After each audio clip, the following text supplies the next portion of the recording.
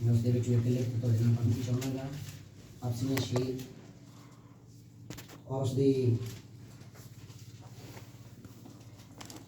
ਅਸੀਂ 10ਵੀਂ ਆਇਤ ਤੋਂ ਲੈ ਕੇ ਅਸੀਂ ਉਸ ਦੀ 13ਵੀਂ ਆਇਤ ਤੱਕ ਅਸੀਂ ਖੁਦਾ ਦੇ ਵਚਨ ਪੜ੍ਹਦੇ।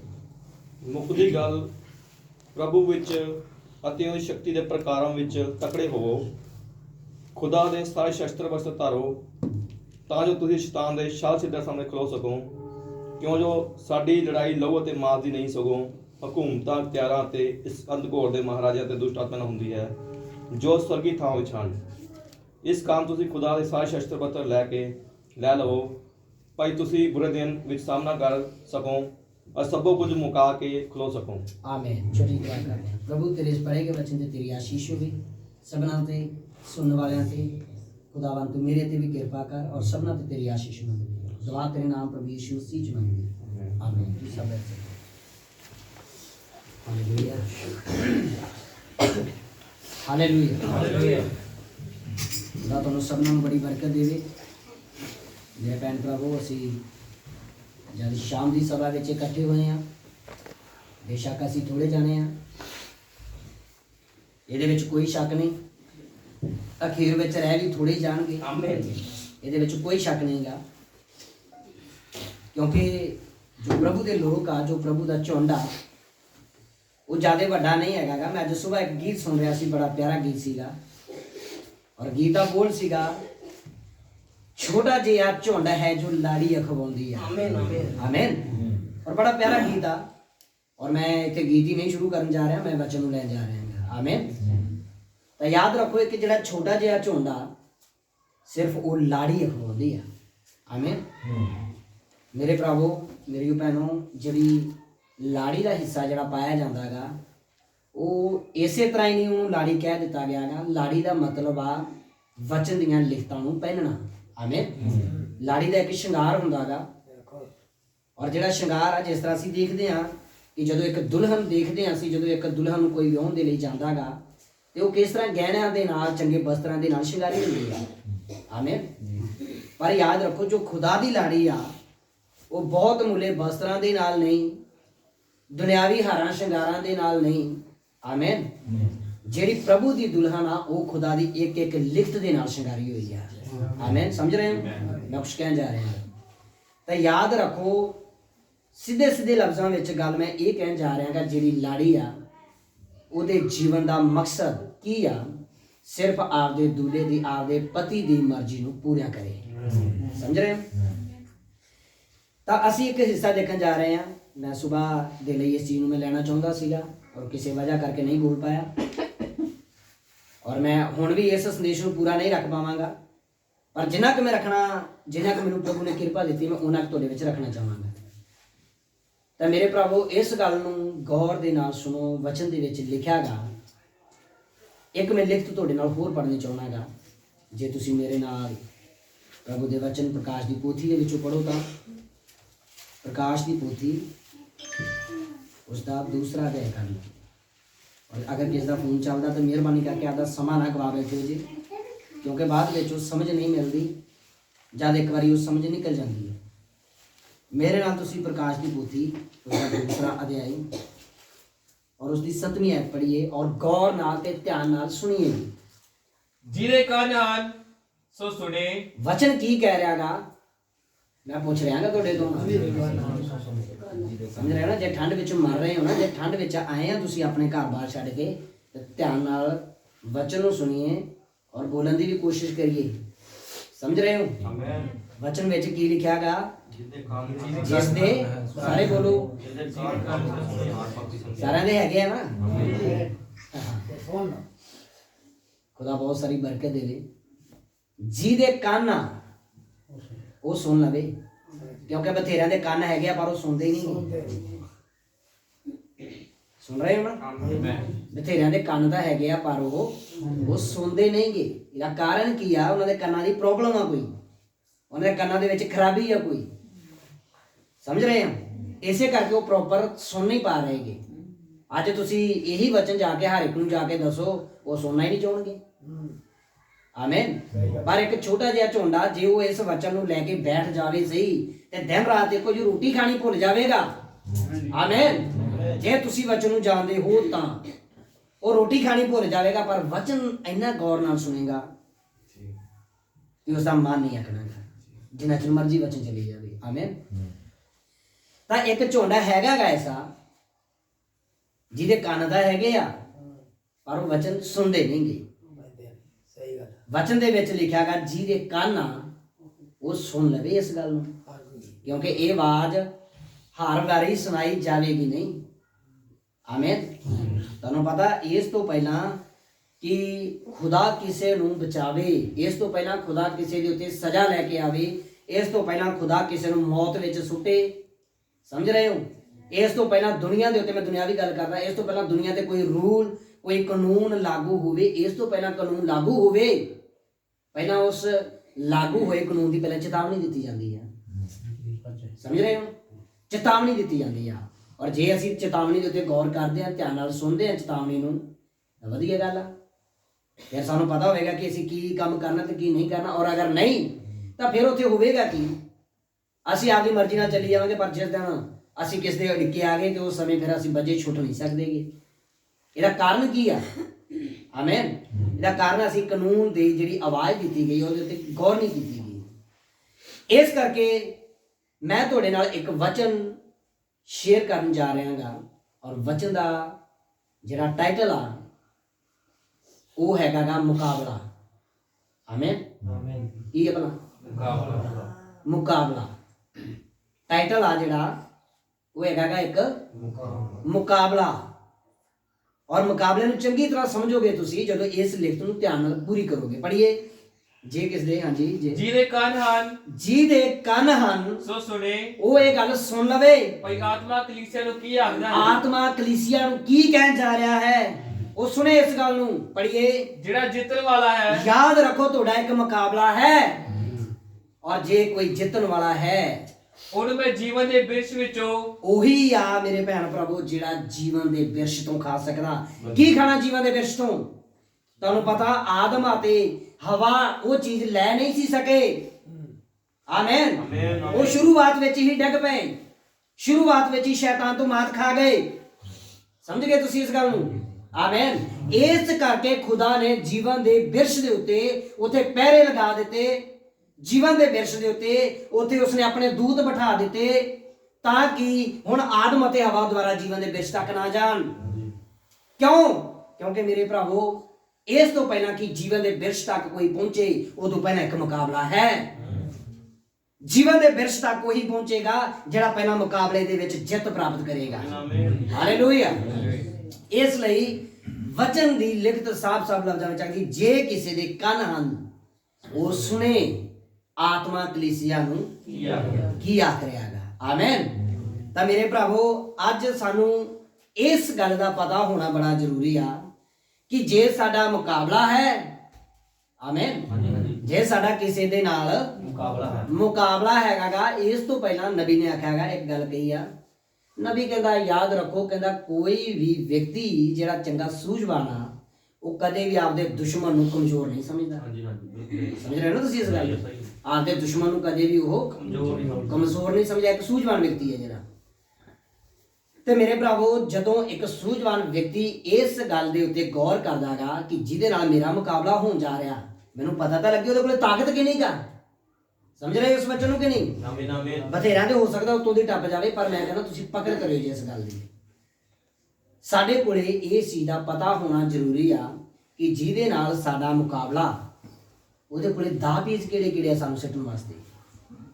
ਸਮਝ ਰਹੇ? ਕਿੰਨੇ ਜਣਾਂ ਨੂੰ ਪਤਾ ਗਾ ਉਹਦੇ ਦਾਅ ਪੇਚਾਂ ਦਾ? ਸਮਝ ਰਹੇ ਹੋ? ਖੁਦਾ ਤੁਹਾਨੂੰ ਬਹੁਤ ਸਾਰੀ ਬਰਕਤ ਦੇਵੇ। ਮੈਂ ਇਸ ਵਿਸ਼ੇ ਵਿੱਚੋਂ ਮੈਂ ਬੜੇ ਕੈਚ ਛੱਡਾਂਗਾ, ਔਰ ਗੌਰ ਨਾਲ ਸੁਣਿਓ ਜੀ। ਕੈਚ ਉਹਨਾਂ ਦੇ ਲਈ ਛੱਡੇ ਜਾਂਦੇ ਜਿਹੜੇ ਸਮਝਦਾਰਾਂ ਪੁੱਛਣਗੇ ਇਸ ਚੀਜ਼ ਨੂੰ। ਤਾਂ ਇਸ ਜਗ੍ਹਾ ਦੇ ਵਿੱਚ ਮੇਰੇ ਭਰਾਵੋ ਇਹਦੇ ਵਿੱਚ ਕੋਈ ਵੱਡੀ ਗੱਲ ਨਹੀਂ। ਨਬੀ ਕਹਿੰਦਾ ਗਾ ਯਾਦ ਰੱਖੋ, ਜਿੱਥੇ ਵੀ ਪ੍ਰਭੂ ਦਾ ਇੱਕ ਚੁਣਿਆ ਹੋਇਆ ਝੁੰਡ ਆਉਂਦਾ ਗਾ ਉਹਨੂੰ ਕੋਈ ਨਾ ਕੋਈ ਚੀਜ਼ ਬਰਦਾਸ਼ਤ ਕਰਨੀ ਪੈਂਦੀ ਆ। ਕੀ ਤੁਹਾਨੂੰ ਪਤਾ ਇਸ ਗੱਲ ਦਾ? ਹਾਂਜੀ ਆਮੀਨ। ਵਚਨ ਕਹਿੰਦਾ ਗਾ ਉਸ ਨੂੰ ਕੋਈ ਨਾ ਕੋਈ ਚੀਜ਼ ਬਰਦਾਸ਼ਤ ਕਰਨੀ, ਜਿਹੜੀ ਘਿਨਾਉਣੀ ਹੁੰਦੀ ਆ, ਜਿਹੜੀ ਗਲਤ ਹੁੰਦੀ ਆ, ਜਿਹੜੀ ਸਹੀ ਨਹੀਂ ਹੁੰਦੀਗੀ। ਆਮੀਨ। ਉਹ ਚੀਜ਼ ਉਸ ਨੂੰ ਬਰਦਾਸ਼ਤ ਕਰਨੀ ਪੈਂਦੀ ਆ। ਇਹ ਵਚਨ ਕਹਿੰਦਾਗਾ। ਜੇ ਤੁਸੀਂ ਵਚਨ ਨੂੰ ਗੌਰ ਨਾਲ ਪੜਿਆ ਹੋਵੇ ਤਾਂ ਤੁਸੀਂ ਇਸੇ ਦੀ ਪੜ੍ਹ ਦੋ, ਦੂਸਰੀ ਆਇਤ ਨੂੰ ਪੜ੍ਹਿਓ, ਇਸੇ 2 ਦੀ। ਜੀ, ਮੈਂ ਤੇਰੇ ਕੰਮਾਂ ਨੂੰ, ਮੈਂ ਤੇਰੇ ਕੰਮਾਂ ਨੂੰ, ਤੇਰੀ ਮਿਹਨਤ ਅਤੇ ਸਬਰ ਨੂੰ ਤੇਰੇ ਜਾਣਦਾ, ਸਬਰ ਨੂੰ ਜਾਣਦਾ ਹਾਂ। ਨਾਲੇ ਇਹ ਜੋ ਬੁਰਿਆਰਾਂ ਦਾ ਤੇਤੋਂ ਸਹਾਰਾ ਨਹੀਂ ਹੁੰਦਾ, ਨਾਲੇ ਇਸ ਗੱਲ ਨੂੰ ਵੀ ਮੈਂ ਜਾਣਦਾਗਾ ਕਿ ਬੁਰੇ ਲੋਕ ਤੇਰੇ ਵਿੱਚ ਹਨ, ਜਿਹੜੇ ਆਪਣੀ ਮਰਜ਼ੀ ਕਰਦੇ ਆ। ਸਮਝ ਰਹੇ ਹੋ? ਹਾਂਜੀ ਹਾਂਜੀ। ਪਰ ਉਹ ਬੁਰੇ ਲੋਕ ਤੇਰੇ ਤੋਂ ਸਹਾਰੇ ਨਹੀਂ ਜਾਂਦੇ। ਪਰ ਮੇਰੇ ਭਰਾਵੋ, ਸਹਾਰੇ ਨਹੀਂ ਜਾਂਦੇ ਸੀ, ਪਰ ਫਿਰ ਵੀ ਪ੍ਰਭੂ ਦੇ ਇੱਕ ਸੱਚੇ ਝੁੰਡ ਨੂੰ ਉਹਨਾਂ ਦੇ ਨਾਲ ਰਹਿਣਾ ਪੈਣਾ ਸੀ। ਸਮਝ ਰਹੇ ਹੋ? ਹਾਲੇਲੂਇਆ। ਇਹ ਬਹੁਤ ਵੱਡੀ ਗੱਲ ਆ। ਇਹ ਕੋਈ ਛੋਟੀ ਮੋਟੀ ਗੱਲ ਨਹੀਂ। ਇਹ ਮੈਸੇਜ ਹੈ ਇੱਕ ਬਹੁਤ, ਜੋ ਕਿ ਸ਼ੁਰੂਆਤੀ ਕਲੀਸਿਆ ਦੇ ਵਿੱਚ ਪ੍ਰਚਾਰਿਆ ਗਿਆ। ਔਰ ਇਹ ਮੈਸੇਜ ਕੋਈ ਛੋਟਾ ਮੋਟਾ ਨਹੀਂ ਮੇਰੇ ਭਰਾਵੋ। ਉਨੀ ਦੇਰ ਤੱਕ ਤੁਸੀਂ ਦੁਸ਼ਟ ਨੂੰ ਜਿੱਤ ਨਹੀਂ ਸਕੋਗੇ ਜਿੰਨੀ ਦੇਰ ਤੱਕ ਪਹਿਲੀ ਕਲੀਸਿਆ ਨੂੰ ਜਾਂ ਉਸਦੇ ਸੰਦੇਸ਼ ਨੂੰ ਚੰਗੀ ਤਰ੍ਹਾਂ ਨਹੀਂ ਸਮਝਦੇਗੇ।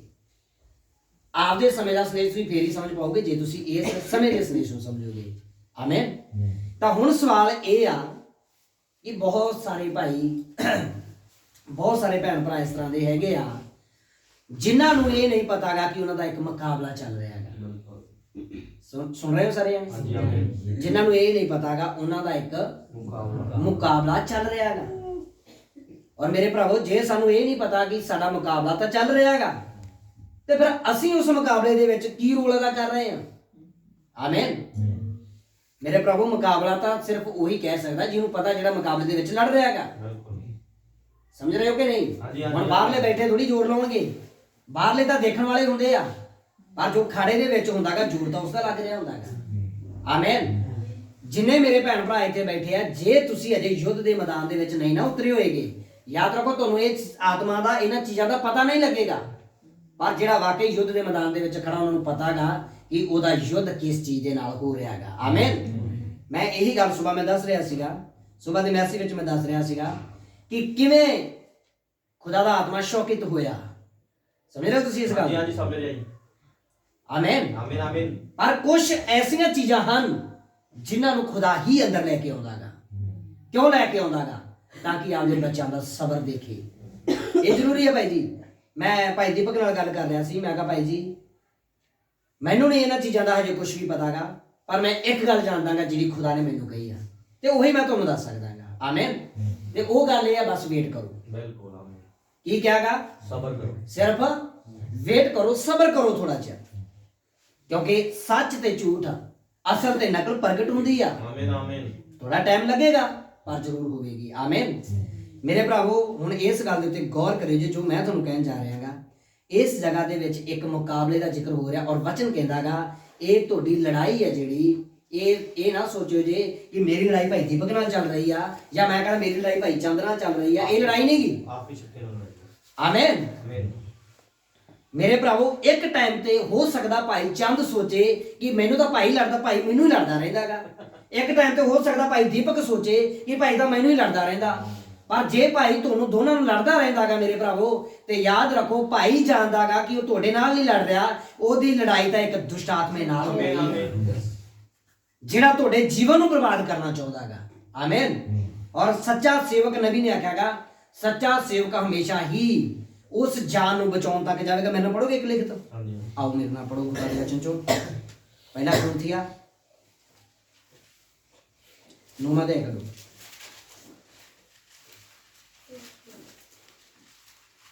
ਉਸ ਦੀ 22 ਹੈ, 9 ਦੀ 22। ਗੌਰ ਨਾਲ ਸੁਣਿਓ।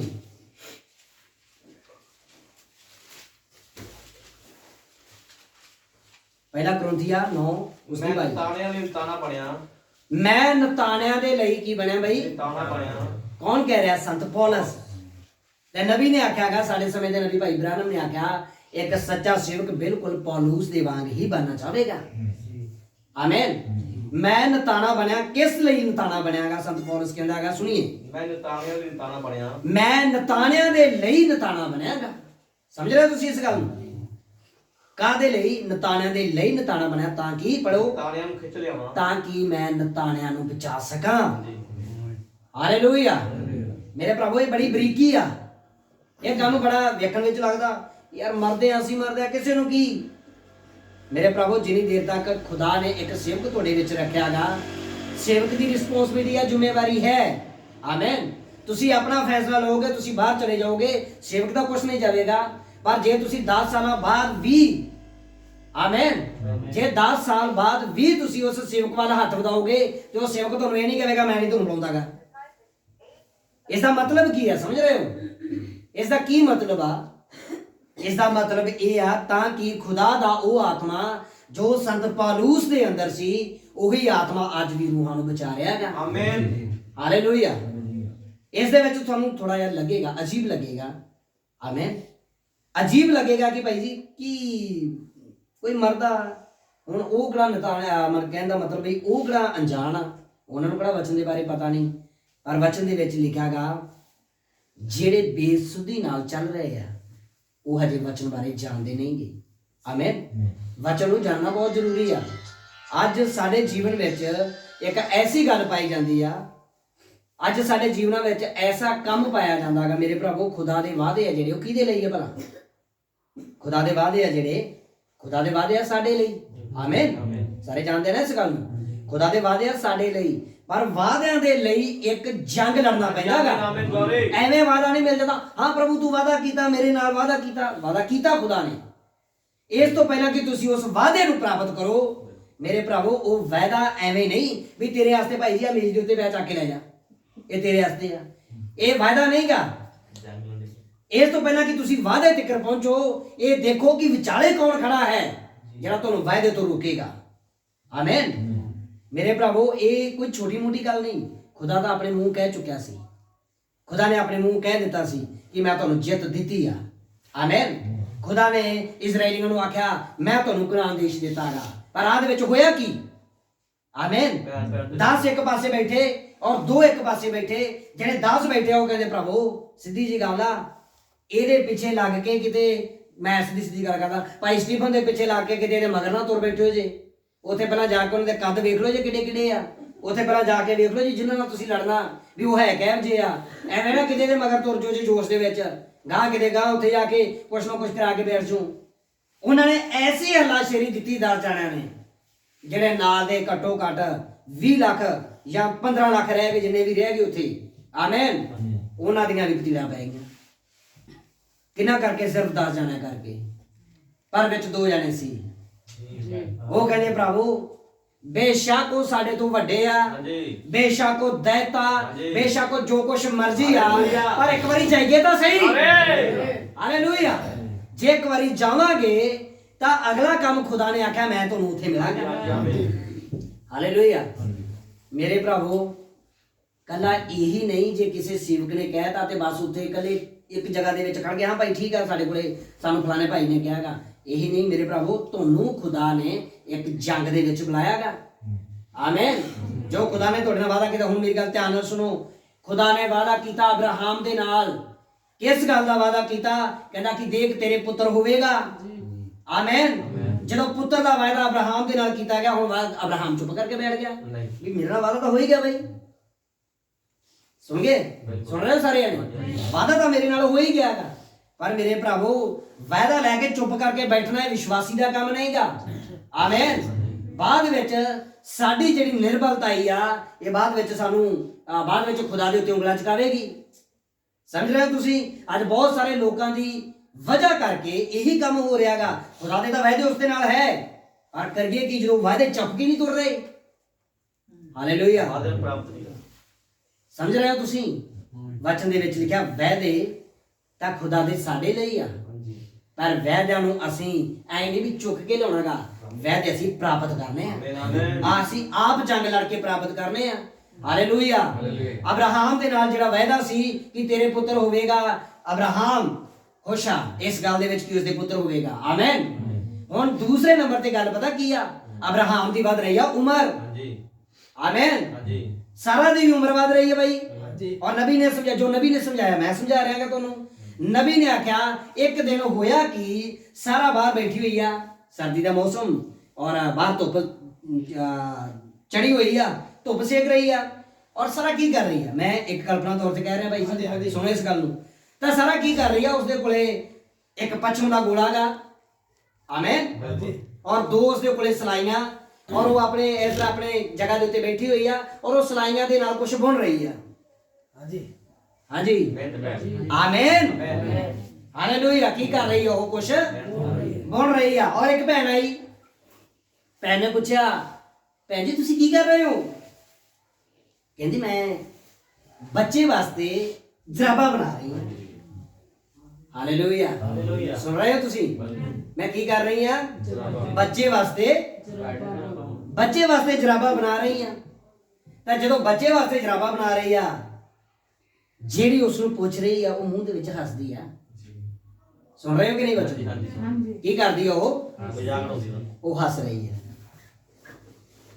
ਵੀ ਹਜੇ ਬੱਚਾ ਲੈਣ ਵਾਸਤੇ ਥੋੜਾ ਚਿਰ ਹੋਰ ਰੁਕ ਜਾਓ, ਹਜੇ ਥੋੜਾ ਚਿਰ ਹੋਰ ਰੁਕ ਜਾਓ। ਕਿਉਂ? ਕਿਉਂਕਿ ਉਸਦੀ ਉਮਰ ਕਿੰਨੀ ਸੀ ਉਦੋਂ। ਆਮੀਨ। ਮੇਰੇ ਹਿਸਾਬ ਦੇ ਮੁਤਾਬਕ 65 ਸਾਲਾਂ ਦੇ ਤਕਰੀਬਨ ਤਾਂ ਉਹਨੇ ਵਾਅਦਾ ਕੀਤਾ ਸੀ ਖੁਦਾ ਨੇ ਜਦੋਂ 65 ਸਾਲਾਂ ਦੀ ਸੀ। ਆਮੀਨ। ਤੇ 75 ਸਾਲਾਂ ਦੇ ਕਮ ਸੇ ਕਮ 75 ਸਾਲਾਂ ਦਾ ਫਾਸਲਾ ਪਿਆ ਸੀਗਾ, ਜਿੱਥੋਂ ਤੱਕ ਮੈਨੂੰ ਲੱਗਦਾ 75 ਸਾਲ ਤੱਕ ਆਇਆ ਸੀ ਕੰਮ। ਆਮੀਨ ਸਮਝ ਰਹੇ ਹੋ? ਜਾਂ ਮੈਂ ਕਹਾਂਗਾ ਜੇ ਉਹ 85 ਤੱਕ ਸੀ, 25 ਸਾਲਾਂ ਦਾ ਫਾਸਲਾ ਸੀ ਦੋਨਾਂ ਦਾ, ਅਬਰਾਹਾਮ ਦੀ ਉਮਰ ਦਾ ਤੇ ਉਸ ਦਾ ਫਾਸਲਾ ਸੀ ਵਿੱਚ। ਆਮੀਨ। ਕੁਛ ਇਸੇ ਤਰ੍ਹਾਂ ਦੇ ਤੁਸੀਂ ਇਸ ਚੀਜ਼ ਨੂੰ ਜਾਣਦੇ ਹੋ ਚੰਗੀ ਤਰ੍ਹਾਂ, ਜਿਹੜੇ ਬੱਚੇ ਨੂੰ ਜਾਣਦੇ ਆ ਤੁਹਾਨੂੰ ਪਤਾ ਕਿ ਇਸ ਚੀਜ਼ ਦਾ। ਤਾਂ 25 ਸਾਲਾਂ ਦਾ ਜੋ ਵੀ ਫਾਸਲਾ ਸੀ, ਹੁਣ ਕੀ ਕਰ ਰਹੀ ਹੈ ਉਹ ਤਾਂ ਜਰਾਬਾਂ ਬੁਣ ਰਹੀ ਆ। ਔਰ ਉਸਦੇ ਨਾਲ ਦੀ ਨੇ ਗਵਾਂਢਣ ਨੇ ਪੁੱਛਿਆ ਕਿ ਤੁਸੀਂ ਕੀ ਕਰ ਰਹੇ ਹੋ? ਮੈਂ ਜਰਾਬਾਂ ਬੁਣ ਰਹੀ ਹਾਂ। ਕਹਿੰਦੀ ਕਿਸ ਦੇ ਲਈ? ਕਹਿੰਦੀ ਤੁਹਾਨੂੰ ਪਤਾ ਸਾਡੇ ਖੁਦਾ ਨੇ ਆਖਿਆਗਾ ਸਾਡੇ ਘਰ ਵਿੱਚ ਇੱਕ ਪੁੱਤਰ ਆਉਣ ਜਾ ਰਿਹਾ ਹੈ। ਔਰ ਉਹ ਹੱਸ ਰਹੀ ਸੀ। ਮੇਰੇ ਭਰਾਵੋ ਸੋਚੋ, ਇੱਕ ਬਜ਼ੁਰਗ ਔਰਤ ਜੋ ਪੁੱਤਰ ਦੀ ਆਸ ਲਗਾਈ ਬੈਠੀ ਸੀ। ਆਮੀਨ। ਉਸ ਨੇ ਉਦੋਂ ਹੀ ਜੰਗ ਸ਼ੁਰੂ ਕਰਤਾ ਜਦੋਂ ਖੁਦਾ ਨੇ ਕਿਹਾ। ਹਾਲੇਲੂਇਆ। ਖੁਦਾ ਨੇ ਉਸ ਨੂੰ ਆਖਿਆ ਤੇ ਜੰਗ ਸ਼ੁਰੂ ਹੋ ਗਿਆ। ਉਹ ਕਹਿੰਦੀ ਅੱਛਾ, ਕਹਿੰਦੀ ਤੈਨੂੰ ਪੱਕਾ ਪਤਾ ਵੀ ਪੁੱਤਰ ਹੀ ਹੋਊਗਾ? ਉਹ ਕਹਿੰਦੀ ਹਾਂ ਜ਼ਰੂਰ ਹੋਵੇਗਾ, ਖੁਦਾ ਨੇ ਆਖਿਆਗਾ। ਆਮੀਨ। ਮੇਰੇ ਭਰਾਵੋ ਜਦੋਂ ਥੋੜਾ ਸਮਾਂ ਹੋਰ ਲੰਘਿਆ, ਅਬਰਾਹਾਮ ਹੋ ਗਿਆ ਬਜ਼ੁਰਗ ਪੂਰਾ। ਆਮੀਨ। ਅਬਰਾਹਾਮ ਬਜ਼ੁਰਗ ਹੋ ਗਿਆ। ਮੈਂ 100 ਸਾਲ ਤੇ ਨਹੀਂ ਲਾਉਂਦਾ, ਮੈਂ ਥੋੜਾ 2 ਸਾਲ ਪਿੱਛੇ ਰੱਖ ਦਾਂਗਾ। 98 ਸਾਲ ਮੰਨ ਕੇ ਚਲੋ ਹੋ ਗਿਆ। 98 ਸਾਲਾਂ ਦਾ ਬਜ਼ੁਰਗ ਹੋ ਗਿਆ। ਆਮੀਨ। ਔਰ ਕੁਛ ਥੋੜੀ ਬਹੁਤੀ ਉਮਰ ਉਹਦੀ ਵੀ ਵੱਧ ਗਈ, ਸਾਰਾ ਦੀ ਵੀ ਵੱਧ ਗਈ। ਤਾਂ ਅਬਰਾਹਾਮ ਦੇ ਨਾਲ ਕੁਛ ਲੋਕ ਗੱਲਾਂ ਕਰ ਰਹੇ ਆ। ਔਰ ਕੀ ਕਰ ਰਹੇ ਆ? ਪੁੱਛਦੇ ਆ ਅਬਰਾਹਾਮ ਕਿੰਨੇ ਕੁ ਪੁੱਤਰ ਘਰੇ ਪੈਦਾ ਹੋ ਗਏ ਬਈ? ਸਾਨੂੰ ਦੱਸ ਸਕਦਾ? ਜਿਨ੍ਹਾਂ ਨੇ ਬੱਚੇ ਨੂੰ ਪੜਿਆ ਉਹਨਾਂ ਨੂੰ ਪਤਾ ਗਿਆ ਚੀਜ਼ ਦਾ। ਆਮੀਨ। ਤਾਂ ਕੀ ਕਰ ਰਿਹਾ ਸ਼ੈਤਾਨ? ਮਨੁੱਖਾਂ ਦੇ ਵਿੱਚ ਦੀ ਹੋ ਕੇ ਉਹਨਾਂ ਨੂੰ ਤਾਨੇ ਮਾਰ ਰਿਹਾਗਾ। ਕਿਸ ਗੱਲ ਨੂੰ ਲੈ ਕੇ? ਖੁਦਾ ਦੇ ਵਾਅਦੇ ਨੂੰ ਲੈ ਕੇ। ਆਮੀਨ। ਕਿੰਨੇ ਕੁ ਪੁੱਤਰ ਪੈਦਾ ਕਰ ਲਏ ਬਈ? ਹਾਲੇਲੂਇਆ। ਸਮਝ ਰਹੇ ਹੋ ਬੱਚੇ ਨੂੰ ਕਿ ਮੈਂ ਐਵੇਂ ਛੱਡ ਰਿਹਾਗਾ? ਆਮੀਨ ਆਮੀਨ ਹਾਲੇਲੂਇਆ ਹਾਲੇਲੂਇਆ। ਬੇਸ਼ੱਕ ਦੀ ਇਹ ਮੈਸੇਜ ਥੋੜਾ ਬਰੀਕੀ ਵਿੱਚ ਆ, ਪਰ ਤੁਹਾਨੂੰ ਸਮਝ ਪਵੇਗਾ, ਜ਼ਰੂਰ ਪਵੇਗਾ। ਆਮੀਨ। ਤਾਂ ਹੋਇਆ ਕਿ ਅਬਰਾਹਾਮ ਕਹਿੰਦਾ, ਅਬਰਾਹਾਮ ਸ਼ਰਮਿੰਦਾ ਹੈ ਥੋੜੀ ਦੇਰ ਦੇ ਲਈ। ਉਹ ਸ਼ਰਮਿੰਦਾ ਹੈ ਕਿਉਂ? ਕਿਉਂਕਿ ਲੋਕ ਇਸ ਤਰੀਕੇ ਨਾਲ ਗੱਲ ਕਰਦੇ ਆ, ਕਿੰਨੇ ਪੁੱਤਰ ਪੈਦਾ ਹੋ ਗਏ ਬਈ? ਹਾਲੇ ਤਾਂ ਇੱਕ ਵੀ ਨਹੀਂ ਸੀ ਪੈਦਾ ਹੋਇਆ, ਕਿੰਨੇ ਪੁੱਤਰ ਪੈਦਾ ਹੋ ਗਏ? ਉਹ ਕਹਿੰਦਾ ਪੁੱਤਰ ਜਿਹੜੇ ਮੇਰੇ, ਹੁਣ ਮੈਂ ਆਪਦੇ ਉੱਪਰ ਬਣੀ ਹੋਈ ਗੱਲ ਦੱਸਣ ਜਾ ਰਿਹਾਗਾ। ਕੋਈ ਵਿਅਕਤੀ ਪੁੱਛ ਰਿਹਾ ਅਬਰਾਹਾਮ ਤੇਰੇ ਕਿੰਨੇ ਪੁੱਤਰ ਹੋ ਗਏ? ਹੁਣ ਮੈਂ ਦੂਸਰੀ ਭਾਸ਼ਾ ਵਿੱਚ ਗੱਲ ਕਰਨ ਜਾ ਰਿਹਾ, ਕੈਚ। ਆਮੀਨ। ਤਾਂ ਅਬਰਾਹਾਮ ਕਹਿੰਦਾ ਪੁੱਤਰ ਹਜੇ ਤਾਂ ਨਹੀਂ ਹੋਏਗੇ, ਪਰ ਜਿੰਨੇ ਹੋਣੇ ਆ ਮੈਨੂੰ ਆਪ ਨੂੰ ਨਹੀਂ ਪਤਾ ਉਹਨਾਂ ਦੀ ਗਿਣਤੀ ਕਿੰਨੀ ਹੋਈ ਹੈ। ਆਮੀਨ। ਹਾਲੇਲੂਇਆ। ਕੀ ਸੱਚਾਈ ਆ? ਹਾਲੇਲੂਇਆ। ਕਿਉਂਕਿ ਖੁਦਾ ਦਾ ਵਾਅਦਾ ਕੀ ਸੀ? ਮੈਂ ਤੇਰੀ ਇੰਨੀ ਸੰਤਾਨ ਵਧਾਵਾਂਗਾ, ਜੇ ਕੋਈ ਆਕਾਸ਼ ਦੇ ਤਾਰੇ ਗਿਣ ਸਕੇ ਤਾਂ ਤੇਰੇ ਵੰਸ਼ ਨੂੰ ਗਿਣ ਸਕੇਗਾ। ਹਾਲੇਲੂਇਆ। ਤਾਂ ਹੁਣ ਇਹ ਸੀ ਵਿਸ਼ਵਾਸੀ ਦਾ ਜਵਾਬ, ਮੂੰਹ ਤੋੜ। ਕਿਸ ਨੂੰ? ਦੁਸ਼ਟ ਨੂੰ। ਆਮੀਨ। ਹਾਂ ਪੁੱਤਰ ਹੈ, ਕਹਿੰਦਾ ਹਜੇ ਕੋਈ ਨਹੀਂਗਾ, ਪਰ ਜਿੱਥੋਂ ਤੱਕ ਮੈਂ ਜਾਣਦਾ ਮੈਨੂੰ ਪਤਾ ਕਿੰਨੇ ਪੁੱਤਰ ਹੋਣਗੇ। ਆਮੀਨ। ਕਿੰਨੇ ਹੋਣਗੇ? ਕਹਿੰਦਾ ਮੈਂ ਸਿਰਫ ਇਹਨਾਂ ਜਾਣਦਾ ਵੀ ਪੁੱਤਰ ਬਹੁਤ ਹੋਣਗੇ, ਗਿਣਤੀ ਮੇਰੇ ਤੋਂ ਨਹੀਂ ਹੋਣੀਗੀ। ਹਾਲੇਲੂਇਆ। ਤਾਂ ਮੇਰੇ ਭਰਾਵੋ ਐਸੇ ਵਿਸ਼ਵਾਸੀ ਨੇ ਇਸ ਯੁੱਗ ਵਿੱਚ ਪ੍ਰਗਟ ਹੋਣਾਗਾ। ਹਾਲੇਲੂਇਆ। ਐਸੇ ਵਿਸ਼ਵਾਸੀ ਨੇ ਜੋ ਕਿ ਸ਼ੁਰੂਆਤ ਵਿੱਚ ਹੋਇਆ। ਕਿਉਂ ਐਸੇ ਵਿਸ਼ਵਾਸੀ ਨਹੀਂ ਇਸ ਯੁੱਗ ਵਿੱਚ ਪ੍ਰਗਟ ਹੋਣਾ ਬਈ? ਸੁਣੋ, ਇਸ ਤੋਂ ਪਹਿਲਾਂ ਕਿ ਅਬਰਾਹਾਮ 100 ਸਾਲ ਦਾ ਹੋਵੇ। ਆਮੀਨ। ਇਸ ਤੋਂ ਪਹਿਲਾਂ ਕਿ ਉਸ ਦੀ ਪਤਨੀ 85 ਸਾਲਾਂ ਦੀ ਕਹਿ ਸਕਦੇ ਭਾਈ, ਕਿਉਂਕਿ 25 ਸਾਲਾਂ ਫਾਸਲਾ ਸੀ। 85 ਸਾਲਾਂ ਦੀ ਹੋਵੇ ਜਾਂ 75, ਜੋ ਵੀ ਤੁਸੀਂ ਕਹਿ ਸਕਦੇ ਹੋ, ਆਮੇਨ, ਜੋ ਵੀ ਤੁਸੀਂ ਕਹਿ ਸਕਦੇ ਹੋ, 75 ਤੇ 100, ਠੀਕ ਹੈ, ਇਹੀ ਸਹੀ ਆ। ਤਾਂ ਖੁਦਾ ਬੜੀ ਬਰਕਤ ਦੇਵੇ, ਤੁਸੀਂ ਇਸ ਚੀਜ਼ ਨੂੰ ਸਮਝਦੇ ਹੋ।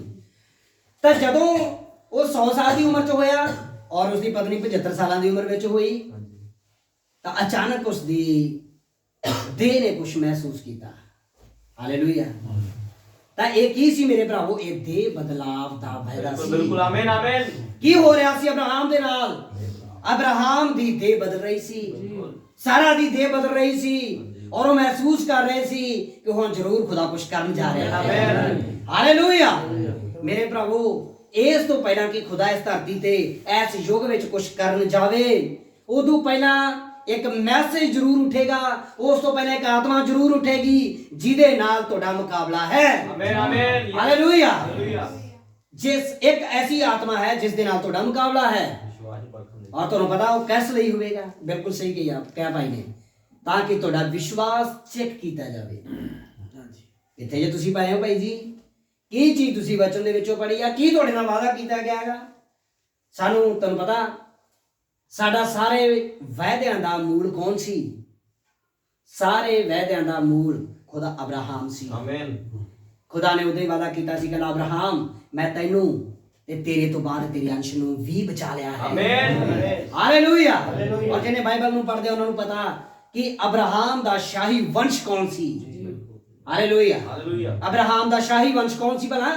ਆਮੇਨ। ਹਾਲੇਲੂਇਆ। ਜਿਹੜੇ ਬੱਚੇ ਨੂੰ ਪੜ੍ਹਦੇ ਉਹਨਾਂ ਨੂੰ ਪਤਾ ਹੈਗਾ ਅਬਰਾਹਾਮ ਦਾ ਸ਼ਾਹੀ ਵੰਸ਼ ਖੁਦ ਯਿਸੂ ਮਸੀਹ ਆਪ ਸੀ। ਔਰ ਜਿਨ੍ਹਾਂ ਨੇ ਯਿਸੂ ਮਸੀਹ ਦੇ ਉੱਤੇ ਵਿਸ਼ਵਾਸ ਕੀਤਾ ਉਹ ਅਬਰਾਹਾਮ ਦੀ ਸੰਤਾਨ ਦੇ ਵਿੱਚ ਗਿਣੇ ਗਏ। ਆਮੇਨ। ਹਾਲੇਲੂਇਆ। ਔਰ ਜਿਹੜੇ ਹੁਣ ਕੱਲਾ ਵਿਸ਼ਵਾਸ ਹੀ ਨਹੀਂ ਇੱਥੇ, ਕਿਉਂਕਿ ਬੜੇ ਲੋਕ ਇਹੀ ਚੀਜ਼ ਚੁੱਕ ਕੇ ਤੁਰੇ ਫਿਰਦੇ ਆ। ਵਿਸ਼ਵਾਸ ਹੀ ਨਹੀਂ ਕੱਲਾ, ਵਿਸ਼ਵਾਸ ਦੇ ਨਾਲ ਇੱਕ ਮੁਕਾਬਲਾ ਹੈ। ਹਾਂਜੀ। ਹਾਲੇਲੂਇਆ। ਵਿਸ਼ਵਾਸ ਦੇ ਨਾਲ ਇੱਕ ਮੁਕਾਬਲਾ ਹੈ। ਕਿਸ ਚੀਜ਼ ਦਾ ਮੁਕਾਬਲਾ? ਹੁਣ ਥੋੜਾ ਜਿਹਾ ਅੱਗੇ ਚੱਲਦੇ ਹਾਂ, ਵਚਨ ਨੂੰ ਪੜ੍ਹੀਏ। ਤਾਂ ਇੱਥੇ ਇੱਕ ਗੱਲ ਕਹਿ ਰਿਹਾਗਾ ਵਚਨ ਦੇ ਵਿੱਚ ਸੰਤ ਪੌਲਸ, ਕਹਿੰਦਾ ਮੈਂ ਨਿਤਾਣਿਆਂ ਲਈ ਨਿਤਾਣਾ ਬਣਿਆ। ਮੈਂ ਨਤਾਣਿਆਂ ਦੇ ਲਈ ਕੀ ਬਣਿਆ ਬਈ? ਨਤਾਣਿਆਂ ਦੇ ਲਈ ਨਤਾਣਾ ਬਣਿਆ। ਭਾਈ ਨਿਤਾਣਿਆਂ ਨੂੰ ਖਿੱਚ ਲਿਆਵਾਂ। ਇਸ ਕਰਕੇ ਮੈਂ ਨਤਾਣਾ ਬਣਿਆ ਤਾਂ ਕਿ ਨਤਾਣਿਆਂ ਨੂੰ ਮੈਂ ਖਿੱਚ ਲਿਆਵਾਂ। ਜੇ ਕਈ ਵਾਰ ਕਿਉਂਕਿ ਇੱਕ ਮਨੁੱਖ ਜਦੋਂ ਭੜਕ ਜਾਂਦਾ ਹੈਗਾ, ਉਸ ਦੀ ਵੇਟ ਮੈਂ ਵੇਟ ਕਰਦਾ ਹੁੰਨਾਗਾ। ਜ਼ਿਆਦਾਤਰ ਵੇਟ ਨਹੀਂ ਕਰਦੇਗੇ, ਪਰ ਮੈਂ ਵੇਟ ਕਰਦਾ ਹੁੰਨਾਗਾ ਵੀ ਥੋੜੀ ਦੇਰ ਉਹਨੂੰ ਸਮਾਂ ਦਿੱਤਾ ਜਾਵੇ। ਆਮੇਨ। ਸਮਾਂ ਦੇਣਾ ਜ਼ਰੂਰੀ ਆ, ਯਕਦਮ ਨਹੀਂ, ਸਮਾਂ ਦੇਣਾ ਜ਼ਰੂਰੀ ਆ। ਸਮਝ ਰਹੇ ਹੋ ਤੁਸੀਂ ਇਸ ਗੱਲ ਨੂੰ? ਤਾਂ ਕਿ ਉਹ ਇੱਕ ਸਮਾਂ ਐਸਾ ਆਵੇ ਕਿ ਉਹ ਆਪਦੀ ਗਲਤੀ ਨੂੰ ਮੰਨੇ, ਆਪਦੀ ਗਲਤੀ ਦੇ ਉੱਤੇ ਪਛਤਾਵੇ ਔਰ ਖੁਦਾ ਦੇ ਘਰ ਵਿੱਚ ਵਾਪਸ ਆ ਜਾਵੇ। ਸਮਾਂ ਖੁਦਾ ਨੇ ਦਿੱਤਾ। ਬਾਈਬਲ ਦੇ ਵਿੱਚ ਤੁਸੀਂ ਤਸਵੀਰ ਦੇਖੋਗੇ, ਉਹ ਝਾੜੂ ਪੁੱਤ ਦੀ ਤਸਵੀਰ ਦੇਖੋਗੇ, ਜਦੋਂ ਉਹਨੇ ਆਪਣਾ ਸਾਰਾ ਕੁਝ ਵੰਡਾ ਕੇ ਘਰੋਂ ਨਿਕਲ ਗਿਆ ਸੀ। ਆਮੇਨ। ਤਾਂ ਖੁਦਾ ਨੇ ਜਾਂ ਉਸਨੇ ਜਿਸ ਦਾ ਉਹ ਪੁੱਤਰ ਸੀ ਉਸਨੇ ਉਸਨੂੰ ਸਮਾਂ ਦਿੱਤਾ ਕਿ ਜਾਣ ਦੋ, ਜੇ ਹੁਣ ਮੈਂ ਰੋਕਿਆ ਤੇ ਇਹਦਾ ਹੋਰ ਕੜਤਨ ਵੱਧ ਜਾਵੇਗੀ। ਉਦੋਂ ਰੋਕਿਆ ਨਹੀਂ ਜਾਂਦਾ ਕਿਸੇ ਨੂੰ। ਜਦੋਂ ਕੋਈ ਗੁੱਸੇ ਹੋਵੇ ਉਹਨੂੰ ਕਹੇ ਉਦੋਂ ਜਾ, ਬਸ ਉਦੋਂ ਰੋਕਿਆ ਨਹੀਂ ਜਾਂਦਾ ਹੈਗਾ। ਸੁਣ ਰਹੇ ਹੋ ਸਾਰੇ? ਉਸ ਤੋਂ ਬਾਅਦ ਵਿੱਚ ਥੋੜੀ ਦੇਰ ਦੇ ਲਈ ਉਹਨੂੰ ਸਮਾਂ ਦਿਓ। ਇੱਕ ਗੱਲ ਤਾਂ ਸਿੱਧੀ ਤੈਅ ਹੈ ਮੇਰੇ ਪ੍ਰਭੂ, ਕਿ ਜਦੋਂ ਉਹਨੂੰ ਮਾਨਤੀ ਜਾਣ ਦਿੱਤਾ ਗਿਆ, ਉਸ ਤੋਂ ਬਾਅਦ ਉਸ ਨੂੰ ਖੁਦਾ ਨਹੀਂ ਫੜਦਾਗਾ। ਸੁਣ ਰਹੇ ਹੋ ਮੇਰੀ ਗੱਲ ਧਿਆਨ ਨਾਲ? ਉਸ ਤੋਂ ਬਾਅਦ ਖੁਦਾ ਨਹੀਂ ਫੜਦਾਗਾ। ਉਸ ਤੋਂ ਬਾਅਦ ਖੁਦਾ ਉਹਨੂੰ ਸ਼ੈਤਾਨ ਦੇ ਹੱਥ ਦੇ ਦਿੰਦਾਗਾ ਤਾਂ ਕਿ ਉਸ ਨੂੰ ਬਰਬਾਦ ਕਰੇ। ਫਿਰ ਇੱਕ ਕਰਕੇ ਚੀਜ਼ਾਂ ਕੋਲ ਨਿਕਲਦੀਆਂ ਤੁਰੀਆਂ ਜਾਂਦੀਆਂ, ਜਦੋਂ ਸਾਰਾ ਕੁਝ ਖੁੱਸਦਾ ਤੁਰਿਆ ਜਾਂਦਾਗਾ। ਆਮੇਨ। ਉਸ ਤੋਂ ਬਾਅਦ ਵਿੱਚ ਫਿਰ ਹੁੰਦਾ ਕੀ ਆ? ਇਹਦਾ ਕਾਰਨ ਇਹ ਆ ਤਾਂ ਕਿ ਬਾਅਦ ਵਿੱਚ ਉਸ ਨੂੰ ਚੇਤਾ ਆਵੇ ਕਿ ਮੈਂ ਜਦੋਂ ਆਪਣੇ ਘਰ ਸੀ, ਜਦੋਂ ਮੈਂ ਸਹੀ ਵਚਨ ਦੇ ਨਾਲ ਖੜਾ ਸੀ, ਮੇਰੇ ਕੋਲ ਕੀ ਨਹੀਂ ਸੀਗਾ। ਆਮੇਨ। ਸਭ ਕੁਝ ਸੀ, ਪਰ ਇੱਕ ਸਮਾਂ ਐਸਾ ਹੁੰਦਾਗਾ ਖੁਦਾ ਜਾਣ ਕੇ ਉਸ ਨੂੰ ਉਹ ਜਗ੍ਹਾ ਤੱਕ ਲੈ ਕੇ ਆਉਂਦਾਗਾ। ਸਮਝ ਰਹੇ ਹੋ ਤੁਸੀਂ ਇਸ ਗੱਲ ਨੂੰ? ਆਮੇਨ। ਤਾਂ ਖੁਦਾ ਬਹੁਤ ਸਾਰੀ ਬਰਕਤ ਦੇਵੇ। ਥੋੜਾ ਜਿਹਾ ਅੱਗੇ ਪੜ੍ਹਦੇ ਹਾਂ ਵਚਨ ਨੂੰ ਤਾਂ ਕਿ ਅਸੀਂ ਅਗਲੀ ਗੱਲਾਂ ਨੂੰ ਵੇਖ ਸਕੀਏ। ਮੈਂ ਨਿਤਾਣਿਆਂ ਲਈ ਨਿਤਾਣਾ ਬਣਿਆ। ਮੈਂ ਨਤਾਣਿਆਂ ਦੇ ਲਈ ਕੀ ਬਣਿਆ? ਨਤਾਣਾ ਬਣਿਆ। ਭਾਈ ਨਿਤਾਣਿਆਂ ਨੂੰ ਖਿੱਚ ਲਿਆਵਾਂ। ਤਾਂ ਕਿ ਨਤਾਣਿਆਂ ਨੂੰ ਖਿੱਚ ਲਿਆਵਾਂ। ਪੜ੍ਹੀਏ। ਮੈਂ ਸਭਨਾਂ ਲਈ ਸਭ ਕੁਝ ਬਣਿਆ। ਮੈਂ ਸਭਨਾਂ ਦੇ ਲਈ ਸਭ ਕੁਝ ਬਣਿਆ। ਕੀ ਕਹਿਣ ਜਾ ਰਿਹਾ ਹੈਗਾ? ਤਾਂ ਜੋ ਮੈਂ ਜੋ ਵੀ ਉਹ ਸੀ ਮੈਂ ਉਹੀ ਬਣ ਜਾਂਦਾ ਸੀ। ਜਿਹੜੇ ਜਿਸ ਤਰ੍ਹਾਂ ਦੇ ਲੋਕ ਹੁੰਦੇ ਸੀ ਮੈਂ ਉਹੋ ਜਿਹਾ ਬਣ ਕੇ ਉਹਨਾਂ ਦੇ ਵਿੱਚ ਚਲਾ ਜਾਂਦਾ ਸੀ, ਤਾਂ ਕਿ ਉਹਨਾਂ ਨੂੰ ਉਹਨਾਂ ਦੀਆਂ ਗੱਲਾਂ ਦੇ ਦੁਆਰਾ ਹੀ ਮੈਂ ਖੁਦਾ ਤੱਕ ਲਿਆ ਸਕਾਂ। ਆਮੇਨ। ਸਮਝ ਰਹੇ ਹੋ ਕਿ ਨਹੀਂ ਇਸ ਗੱਲ ਨੂੰ ਤੁਸੀਂ? ਇਹ ਇੱਕ ਖੁਦਾ ਦਾ ਦਾ ਹੈ ਤਾਂ ਕਿ ਨਾਸ਼ ਹੁੰਦੀ ਰੂਹ ਨੂੰ ਖੁਦਾ ਬਚਾ ਸਕੇ ਔਰ ਯਾਦ ਰੱਖੋ ਵਚਨ ਵਿੱਚ ਲਿਖਿਆ ਹੈਗਾ ਜੇ ਤੁਹਾਡਾ ਮੁਕਾਬਲਾ ਕਿਸੇ ਨਾਲ ਹੁੰਦਾ ਹੈਗਾ ਤੇ ਤੁਹਾਨੂੰ ਪਤਾ ਵੀ ਤੁਹਾਡੇ ਤੋਂ ਅਗਲੇ ਪਾਸੇ ਜਿਹੜਾ ਉਹ ਤਕੜਾ ਕਾਫੀ ਸ਼ਕਤੀਸ਼ਾਲੀ ਹੈ, ਕਾਫੀ ਤਾਕਤਵਰ ਹੈਗਾ ਗਾ, ਫਿਰ ਤੁਸੀਂ ਜਿਹੜੀ ਟ੍ਰੇਨਿੰਗ ਲਓਗੇ ਉਹ ਕਿਸੇ ਕਮਜ਼ੋਰ ਵਿਅਕਤੀ ਤੋਂ ਨਹੀਂ ਲਓਗੇ। ਸਮਝ ਰਹੇ ਹੋ ਤੁਸੀਂ ਜਿਹੜੀ ਟ੍ਰੇਨਿੰਗ ਲਓਗੇ ਉਹ ਕਿਸੇ ਕਮਜ਼ੋਰ ਤੋਂ ਨਹੀਂ ਲਓਗੇ, ਤੁਸੀਂ ਟ੍ਰੇਨਿੰਗ ਲਓਗੇ ਉਸ ਤੋਂ ਜਿਹੜੇ ਦਾ ਪੇਜ ਉਹ ਜਾਣਦਾ ਗਾ, ਜਿਹੜਾ ਤੁਹਾਨੂੰ ਉਹ ਦਾ ਪੇਜ ਵੀ ਸਿਖਾ ਸਕੇ। ਆਮੇਨ। ਇਹੀ ਕਾਰਨ ਆ ਮੇਰੇ ਭਰਾਵੋ, ਖੁਦਾ ਦਾ ਵਚਨ ਕੁਝ ਕਹਿ ਰਿਹਾ, ਕੁਝ ਦਾ ਪੇਜ ਸਿਖਾਉਣ ਦੇ ਲਈ ਤੁਹਾਨੂੰ ਦੱਸ ਰਿਹਾ ਗਾ। ਥੋੜਾ ਜਿਹਾ ਅੱਗੇ ਚੱਲਦੇ ਹਾਂ ਅਸੀਂ ਤਾਂ ਕਿ ਅਸੀਂ ਆਪਣੀਆਂ ਗੱਲਾਂ ਦੇ ਉੱਤੇ ਪਹੁੰਚ ਸਕੀਏ। ਮੈਂ ਸਭਨਾਂ ਲਈ ਸਭ ਕੁਝ ਬਣਿਆ, ਮੈਂ ਸਾਰਿਆਂ ਦੇ ਲਈ ਸਾਰਾ ਕੁਝ ਬਣਾਂਗਾ ਤਾਂ ਜੋ ਮੈਂ ਹਰ ਤਰ੍ਹਾਂ ਨਾਲ ਕਈਆਂ ਨੂੰ ਖਿੱਚ ਲਿਆਵਾਂ, ਤਾਂ ਕਿ ਮੈਂ ਹਰ ਤਰੀਕੇ ਦੇ ਨਾਲ ਮੈਂ ਖਿੱਚ ਲਿਆਵਾਂ ਸਾਰਿਆਂ ਨੂੰ, ਜਿਨ੍ਹਾਂ ਨੂੰ ਵੀ ਖਿੱਚ ਸਕਦਾ ਮੈਂ। ਪੜ੍ਹੀਏ। ਅਤੇ ਮੈਂ ਸਭ ਕੁਝ ਅੰਜੀਲ ਦੇ ਨਿਮਿਤ ਕਰਦਾ ਹਾਂ, ਸਾਰਾ ਕੁਝ ਮੈਂ ਵਚਨ ਦੇ ਅਨੁਸਾਰ ਕਰ ਦਾਂਗਾ। ਆਮੇਨ। ਪੜ੍ਹੀਏ ਅੱਗੇ। ਭਾਈ ਮੈਂ ਹੋਰਨਾਂ ਨਾਲ ਰਲ ਕੇ ਉਸ ਵਿੱਚ ਸਾਂਝੀ ਹੋ ਜਾਵਾਂ। ਪੜ੍ਹੀਏ ਥੋੜਾ ਜਿਹਾ ਅੱਗੇ। ਕਿ ਤੁਸੀਂ ਇਹ ਨਹੀਂ ਜਾਣਦੇ ਹੋ ਕੀ ਤੁਸੀਂ ਇਸ ਗੱਲ ਨੂੰ ਨਹੀਂ ਜਾਣਦੇ ਕਿ ਦੌੜ ਵਿੱਚ ਜਿਹੜੇ ਦੌੜਦੇ ਹਨ, ਦੌੜ ਦੇ ਵਿੱਚ ਜਿਹੜੇ ਦੌੜਦੇ ਆ ਤਾਂ ਸਭੇ ਦੌੜਦੇ ਹਨ। ਕੀ ਕਰਦੇ ਆ ਬਈ? ਸਭੇ ਦੌੜਦੇ ਹਨ। ਦੌੜ ਦੇ ਵਿੱਚ ਤਾਂ ਜਿਹੜੇ ਦੌੜਦੇ ਆ ਉਹ ਸਾਰੇ ਹੀ ਦੌੜਦੇ ਆ। ਮੈਂ ਕਹਿੰਦਾ ਜਿਹਨੇ ਉਹਦੇ ਕਰਨ ਦੇ ਵਿੱਚ ਉਹ ਵੀ ਸਾਰੇ ਦੌੜ ਰਹੇ ਆ, ਜਿਹਨੇ ਮੁਕਤਸਰ ਵਿੱਚ ਉਹ ਵੀ ਸਾਰੇ ਦੌੜ ਰਹੇ ਆ। ਆਮੇਨ। ਪਰ ਤੁਹਾਡਾ ਜਿਹੜੀ ਇਹ ਦੌੜ ਲੱਗੀ ਆ ਕੀ ਇਹ ਵਚਨ ਦੇ ਅਨੁਸਾਰ, ਕਾਇਦੇ ਦੇ ਅਨੁਸਾਰ ਚੱਲ ਰਹੀ ਆ? ਕੁਛ ਤਾਂ ਹੈ ਵਿੱਚ ਆਪਣੇ ਕਾਇਦੇ ਕਾਨੂੰਨ ਬਣਾ ਕੇ ਖੇਡਣਾ। ਆਮੇਨ। ਪਰ ਕੁਛ ਹੈ ਦੌੜ ਉਹ ਲੱਗਣੀ ਜਿਹੜੀ ਵਚਨ ਦੇ ਅਕੋਰਡਿੰਗ ਚੱਲ ਰਹੀ ਆ। ਦੌੜ ਦੇ ਵਿੱਚ ਤਾਂ ਸਭੇ ਦੌੜਦੇ, ਸਾਰੇ ਦੌੜਦੇ ਆ, ਸਭੇ ਦੌੜਦੇ ਆ, ਪਰ ਇਨਾਮ ਇੱਕੋ ਹੀ ਲੈ ਜਾਂਦਾ ਹੈ। ਯਾਦ ਰੱਖੋ ਜੀ ਇਸ ਗੱਲ ਨੂੰ। ਆਮੇਨ। ਜਿਹੜਾ ਇਨਾਮ ਆ ਉਹ ਇੱਕ ਹੀ ਲੈ ਕੇ ਜਾਂਦਾ। ਉਹ ਨਾਮ ਕੀ ਆ? ਸਮਝ ਰਹੇ ਹੋ? ਇਨਾਮ ਕੀ ਆ? ਇਨਾਮ ਦੀ ਲਿਖਤ ਮੈਂ ਤੁਹਾਨੂੰ ਪਹਿਲੇ ਪੜ੍ਹਾ ਦਿੱਤੀ ਸੀ। ਜੇ ਕੋਈ ਜਿੱਤਣ ਵਾਲਾ ਹੈ ਤਾਂ ਉਸ ਨੂੰ ਜੀਵਨ ਦੇ ਬਿਰਛ ਚੋਂ ਕੁਝ ਮਿਲੇਗਾ। ਜੀਵਨ ਦੇ ਬਿਰਛ ਦੇ ਵਿੱਚ ਉਸ ਦਾ ਹਿੱਸਾ ਹੈ।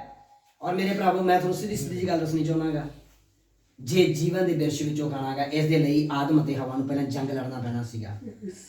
ਸਮਝ ਰਹੇ ਹੋ ਤੁਸੀਂ ਇਸ ਗੱਲ ਨੂੰ? ਆਦਮ ਅਤੇ ਹਵਾ ਨੂੰ ਜੰਗ ਲੜਨਾ ਪੈਣਾ ਸੀ। ਆਦਮ ਅਤੇ ਹਵਾ ਦੇ ਅੰਦਰ ਬੇਪ੍ਰਤੀਤੀ ਪਾਈ ਗਈ, ਹਵਾ ਦੇ ਅੰਦਰ ਬੇਪ੍ਰਤੀਤੀ ਪਾਈ ਗਈ, ਔਰ ਆਦਮ ਉਸੇ ਦੇ ਦੁਆਰਾ ਉਸ ਦੇ ਵੱਲ ਖਿੱਚਿਆ ਗਿਆ, ਚਲਿਆ ਗਿਆ। ਆਮੇਨ। ਉਸ ਜੰਗ ਨੂੰ ਲੜ ਨਹੀਂ ਸਕੇ। ਸਮਝ ਰਹੇ ਹੋ? ਜਦੋਂ ਖੁਦਾ ਦਾ ਇੱਕ ਪੁੱਤਰ ਪਹਿਲਾ ਜੁੜਾ ਜਦੋਂ ਖਾਤਮੇ ਵੱਲ ਚੱਲਿਆ, ਜਦੋਂ ਨਾਸ਼ ਵੱਲ ਵਧਿਆ ਉਸਦਾ ਪੁੱਤਰ, ਤਾਂ ਖੁਦਾ ਦੇਖ ਰਿਹਾ ਹੈ। ਖੁਦਾ ਨੇ ਇਹ ਕੰਮ ਕਿਸੇ ਦੂਤ ਨੂੰ ਨਹੀਂ ਸੌਂਪਿਆ। ਆਮੇਨ। ਖੁਦਾ ਨੇ ਉਹਨਾਂ ਨੂੰ ਮੋੜਨ ਵਾਲਾ ਕੰਮ, ਬੋਲੋ ਕੀ ਕਰ ਰਹੇ ਹੋ? ਮੋੜਨ ਵਾਸਤੇ ਖੁਦਾ ਨੇ ਉਹਨਾਂ ਦੇ ਮੋੜਨ ਵਾਲਾ ਕੰਮ ਕਿਸੇ ਦੂਤ ਨੂੰ ਨਹੀਂ ਸੌਂਪਿਆ। ਆਮੇਨ। ਉਹਨਾਂ ਦਾ ਮੋੜਨ ਵਾਲਾ ਕੰਮ ਇੱਥੋਂ ਤੱਕ ਨਬੀ ਨੇ ਆਖਿਆ ਕਿਸੇ ਮਨੁੱਖ ਨੂੰ ਵੀ ਨਹੀਂ ਦਿੱਤਾ। ਹਾਲੇਲੂਇਆ। ਉਹਨਾਂ ਨੂੰ ਮੋੜਨ ਵਾਲਾ ਜਿਹੜੀ ਜ਼ਿੰਮੇਵਾਰੀ ਸੀ ਉਹ ਖੁਦ ਖੁਦਾ ਨੇ ਆਪ ਦੇ ਉੱਤੇ ਲਈ, ਤਾਂ ਕਿ ਉਹ ਖੁਦਾ ਜੋ ਕਿ ਇੱਕ ਮਨੁੱਖ ਨਾਸ਼ ਦੇ ਵੱਲ ਵਧ ਰਿਹਾ ਸੀ, ਤਾਂ ਕਿ ਉਹ ਖੁਦਾ ਆਪ ਮਨੁੱਖ ਬਣ ਕੇ ਆਵੇ। ਆਮੇਨ। ਤਾਂ ਫਿਰ ਹੋਇਆ ਕਿ ਮੇਰੇ ਭਰਾਵੋ, ਜਦੋਂ ਇੱਕ ਖਾਸ ਜ਼ਿੰਮੇਵਾਰੀ ਦੀ ਗੱਲ ਆਉਂਦੀ ਆ ਤੇ ਉੱਥੇ ਫਿਰ ਖੁਦ ਖੁਦਾ ਆਉਂਦਾ ਹੈ। ਹਾਲੇਲੂਇਆ। ਕਿੱਥੇ? ਜਿੱਥੇ ਖੁਦਾ ਨੇ ਵਾਅਦਾ ਕੀਤਾ ਹੁੰਦਾਗਾ, ਉਸ ਵਾਅਦੇ ਨੂੰ ਪੂਰਾ ਕਰਨ ਦੇ ਲਈ, ਕਿਉਂਕਿ ਜੋ ਵਾਅਦਾ ਖੁਦਾ ਨੇ ਸਾਨੂੰ ਦਿੱਤਾਗਾ, ਖੁਦਾ ਜ਼ਿੰਮੇਵਾਰ ਹੈ ਉਸ ਵਾਅਦੇ ਦਾ, ਔਰ ਉਸ ਵਾਅਦੇ ਨੂੰ ਪੂਰਾ ਕਰਨ ਦੇ ਲਈ ਖੁਦ ਖੁਦਾ ਹੀ ਆਉਂਦਾ ਹੈ। ਆਮੇਨ। ਇਹ ਤਾਂ ਹੁਣ ਸਾਡੇ ਤੇ ਡਿਪੈਂਡ ਹੈ ਵੀ ਅਸੀਂ ਖੁਦਾ ਤੇ ਵਿਸ਼ਵਾਸ ਕਰ ਰਹੇ ਹਾਂ ਕਿ ਨਹੀਂ ਕਰ ਰਹੇ। ਬਿਲਕੁਲ। ਸਮਝ ਰਹੇ ਹੋ? ਔਰ ਅੱਜ ਬਹੁਤ ਸਾਰੇ ਭੈਣ ਭਰਾ ਜੰਗ ਆ ਜਿਹੜੇ ਅੱਧ ਵਿਚਾਲੇ ਛੱਡੀ ਬੈਠੇ ਆ। ਮੈਨੂੰ ਮਾਫ ਕਰਨਾ, ਬਹੁਤ ਸਾਰੇ ਭੈਣ ਭਰਾ ਹੈਗੇ ਆ। ਰਸਾ ਖਿੱਚੀ ਨਬੀ ਨੇ ਦੱਸਿਆ ਕਿ ਮੁਕਾਬਲਾ ਸੰਦੇਸ਼ ਦੇ ਅੰਦਰ ਨਬੀ ਕਹਿੰਦਾ, ਦੇਖੋ ਕਹਿੰਦਾ, ਤੁਹਾਨੂੰ ਪਤਾ ਕਹਿੰਦਾ ਜਦੋਂ ਇੱਕ ਰੱਸਾ ਖਿੱਚਣ ਵਾਲਾ, ਬਾਈਬਲ ਦੇ ਵਿੱਚ ਇੱਕ ਲਿਖਤ ਮੈਨੂੰ ਯਾਦ ਨਹੀਂ ਆ ਰਹੀ ਕਿ ਕਿਸ ਜਗ੍ਹਾ ਵਿੱਚ ਪਾਈ ਜਾਂਦੀ ਆ, ਉਹਦੇ ਵਿੱਚ ਦੱਸਿਆਗਾ ਸਵਰਗ ਦੇ ਰਾਜ ਦੇ ਲਈ ਜ਼ੋਰ ਮਾਰਿਆ ਜਾਂਦਾ ਹੈਗਾ। ਸਾਰੇ ਜੋਰ ਮਾਰਦੇ। ਆਮੇਨ। ਸਵਰਗ ਦੇ ਰਾਜ ਦੇ ਲਈ ਕੀ ਕੀਤਾ ਜਾਂਦਾ? ਜ਼ੋਰ ਮਾਰਿਆ ਜਾਂਦਾਗਾ ਤੇ ਜ਼ੋਰਾਵਰ ਉਸ ਨੂੰ ਖੋਹ ਲੈਂਦਾ ਹੈਗਾ। ਆਮੇਨ। ਤਾਂ ਮੇਰੇ ਭਰਾਵੋ, ਇੱਕ ਪਾਸੇ ਖੜਾ ਹੈ ਸ਼ੈਤਾਨ, ਸੁਣ ਰਹੇ ਹੋ, ਤਾਂ ਦੂਸਰੇ ਪਾਸੇ ਖੜੇ ਆ ਪ੍ਰਭੂ ਦੇ ਵਿਸ਼ਵਾਸੀ। ਮੈਂ ਨਹੀਂ ਕਹੂੰਗਾ ਵੀ ਪ੍ਰਭੂ ਖੜਾ ਹੈਗਾ, ਦੂਸਰੇ ਪਾਸੇ ਖੜੇ ਪ੍ਰਭੂ ਦੇ ਵਿਸ਼ਵਾਸੀ ਬੱਚੇ। ਤਾਂ ਹੁਣ ਹੁੰਦਾ ਕੀ ਹੈ, ਜਦੋਂ ਪ੍ਰਭੂ ਦੇ ਕੋਈ ਵਾਅਦੇ ਦਾ, ਜਦੋਂ ਕੋਈ ਬਰਕਤ ਦਾ ਸਮਾਂ ਆਉਂਦਾਗਾ, ਜਿਹੜੇ ਵਿਸ਼ਵਾਸੀ ਹੁੰਦੇ ਆਪਣੇ ਵਿਚਾਰ ਬਣਾ ਕੇ ਰਸਤੇ ਨੂੰ ਅੱਧ ਵਿਚਾਲੇ ਛੱਡ ਕੇ ਭੱਜ ਜਾਂਦੇ ਆ ਵੀ ਅੱਜ ਤਾਂ ਮੈਨੂੰ ਆਹ ਕੰਮ ਬੜਾ ਜ਼ਰੂਰੀ, ਅੱਜ ਮੈਨੂੰ ਕਰ ਹੀ ਲੈਣ ਦਿਓ। ਸਮਝ ਰਹੇ ਹੋ ਮੇਰੇ ਭਰਾਵੋ? ਇਹ ਮੁਕਾਬਲਾ ਉਹ ਨਹੀਂ ਜਿਹੜਾ ਤੁਸੀਂ ਕਹਿ ਰਹੇ ਹੋ ਤਾਂ ਭੱਜ ਰਹੇ ਹੋ। ਮੈਂ ਸਵੇਰ ਦੇ ਮੈਸੇਜ ਵਿੱਚ ਸ਼ਾਇਦ ਦੱਸ ਰਿਹਾ ਸੀ ਜਾਂ ਪਿਛਲੇ ਮੈਸੇਜ ਵਿੱਚ ਦੱਸ ਰਿਹਾ ਹੋਵਾਂ, ਹਵਾ ਨੇ ਕੀ ਕੀਤਾ? ਆਮੇਨ। ਅੱਜ ਸਵੇਰ ਸ਼ਾਇਦ ਦੱਸ ਰਿਹਾ ਸੀਗਾ ਕਿ ਜੇ ਤੁਸੀਂ ਹਵਾ ਦੇ ਸਮੇਂ ਵਿੱਚ ਖੜੇ ਹੁੰਦੇ, ਮੰਨ ਕੇ ਚਲੋ ਇੱਥੇ ਕਿਸੇ ਵੀ ਭਾਈ ਨੂੰ ਮੈਂ ਕਹਿ ਸਕਦਾ, ਜੇ ਤੁਸੀਂ ਉਸ ਜਗ੍ਹਾ ਵਿੱਚ ਖੜੇ ਹੁੰਦੇ ਬਾਗੇ ਦੇ ਵਿੱਚ ਜਿੱਥੇ ਖੁਦਾ ਨੇ ਆਖਿਆ ਤੂੰ ਉਸ ਬਿਰਛ ਨੂੰ ਹੱਥ ਵੀ ਨਹੀਂ ਲਾਉਣਾ ਹੈਗਾ। ਸੁਣ ਰਹੇ ਹੋ ਸਾਰੇ ਜਾਣੇ? ਖੁਦਾ ਨੇ ਆਖਿਆ ਕਿ ਤੂੰ ਉਸ ਬਿਰਛ ਨੂੰ ਜਾ ਕੇ ਉਹਦੇ ਫਲ ਨੂੰ ਹੱਥ ਵੀ ਨਹੀਂ ਲਾਉਣਾ। ਤੇ ਸਵਾਲ ਆ ਭਾਈ ਜੀ, ਜੇ ਤੁਸੀਂ ਖੜੇ ਹੁੰਦੇ ਤੁਸੀਂ ਕੀ ਕਰਦੇ? ਮੈਂ ਸਵਾਲ ਕਰ ਰਿਹਾ ਹਾਂ।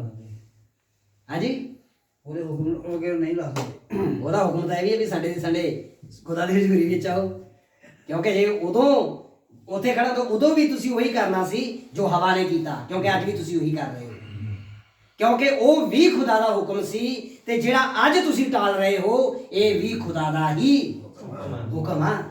ਕੀ ਕਰ ਰਹੇ ਹੋ? ਰਸਾ ਖਿੱਚੀ ਤਾਂ ਚੱਲ ਰਹੀ ਆ, ਪਰ ਸਾਨੂੰ ਇਹ ਨਹੀਂ ਪਤਾ ਲੱਗ ਰਿਹਾ ਸਾਡਾ ਜੋਰ ਸਾਨੂੰ ਖਿੱਚ ਕੌਣ ਰਿਹਾ ਕਰ। ਆਮੇਨ।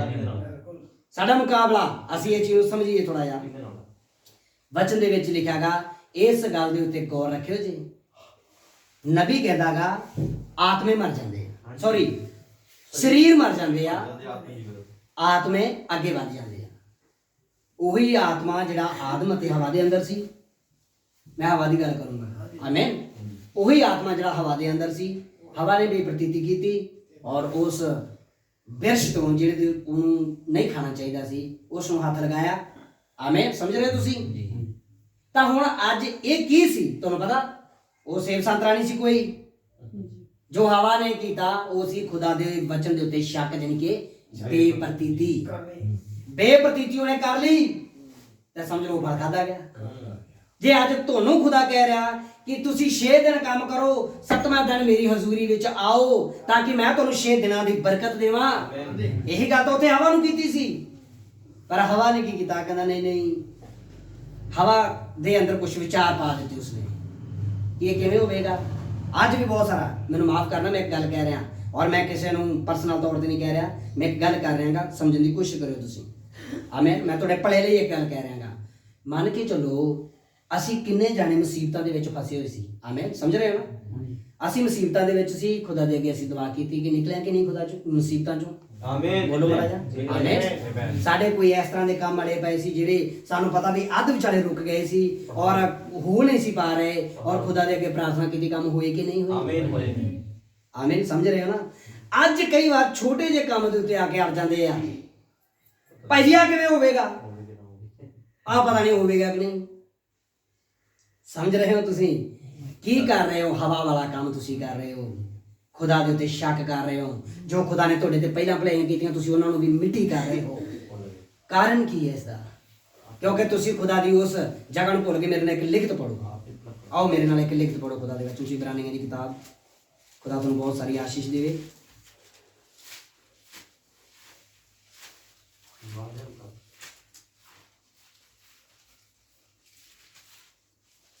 ਤੁਸੀਂ 7ਵੀਂ ਆਇਤ ਪੜੋ 3 ਦੀ, ਇਬਰਾਨੀਆਂ 3 ਦੀ 7 ਪੜ੍ਹੀਏ ਥੋੜੀ ਦੇਰ ਦੇ ਲਈ ਤਾਂ ਕਿ ਅਸੀਂ ਵਚਨ ਨੂੰ ਸਮਝ ਪਾਈਏ।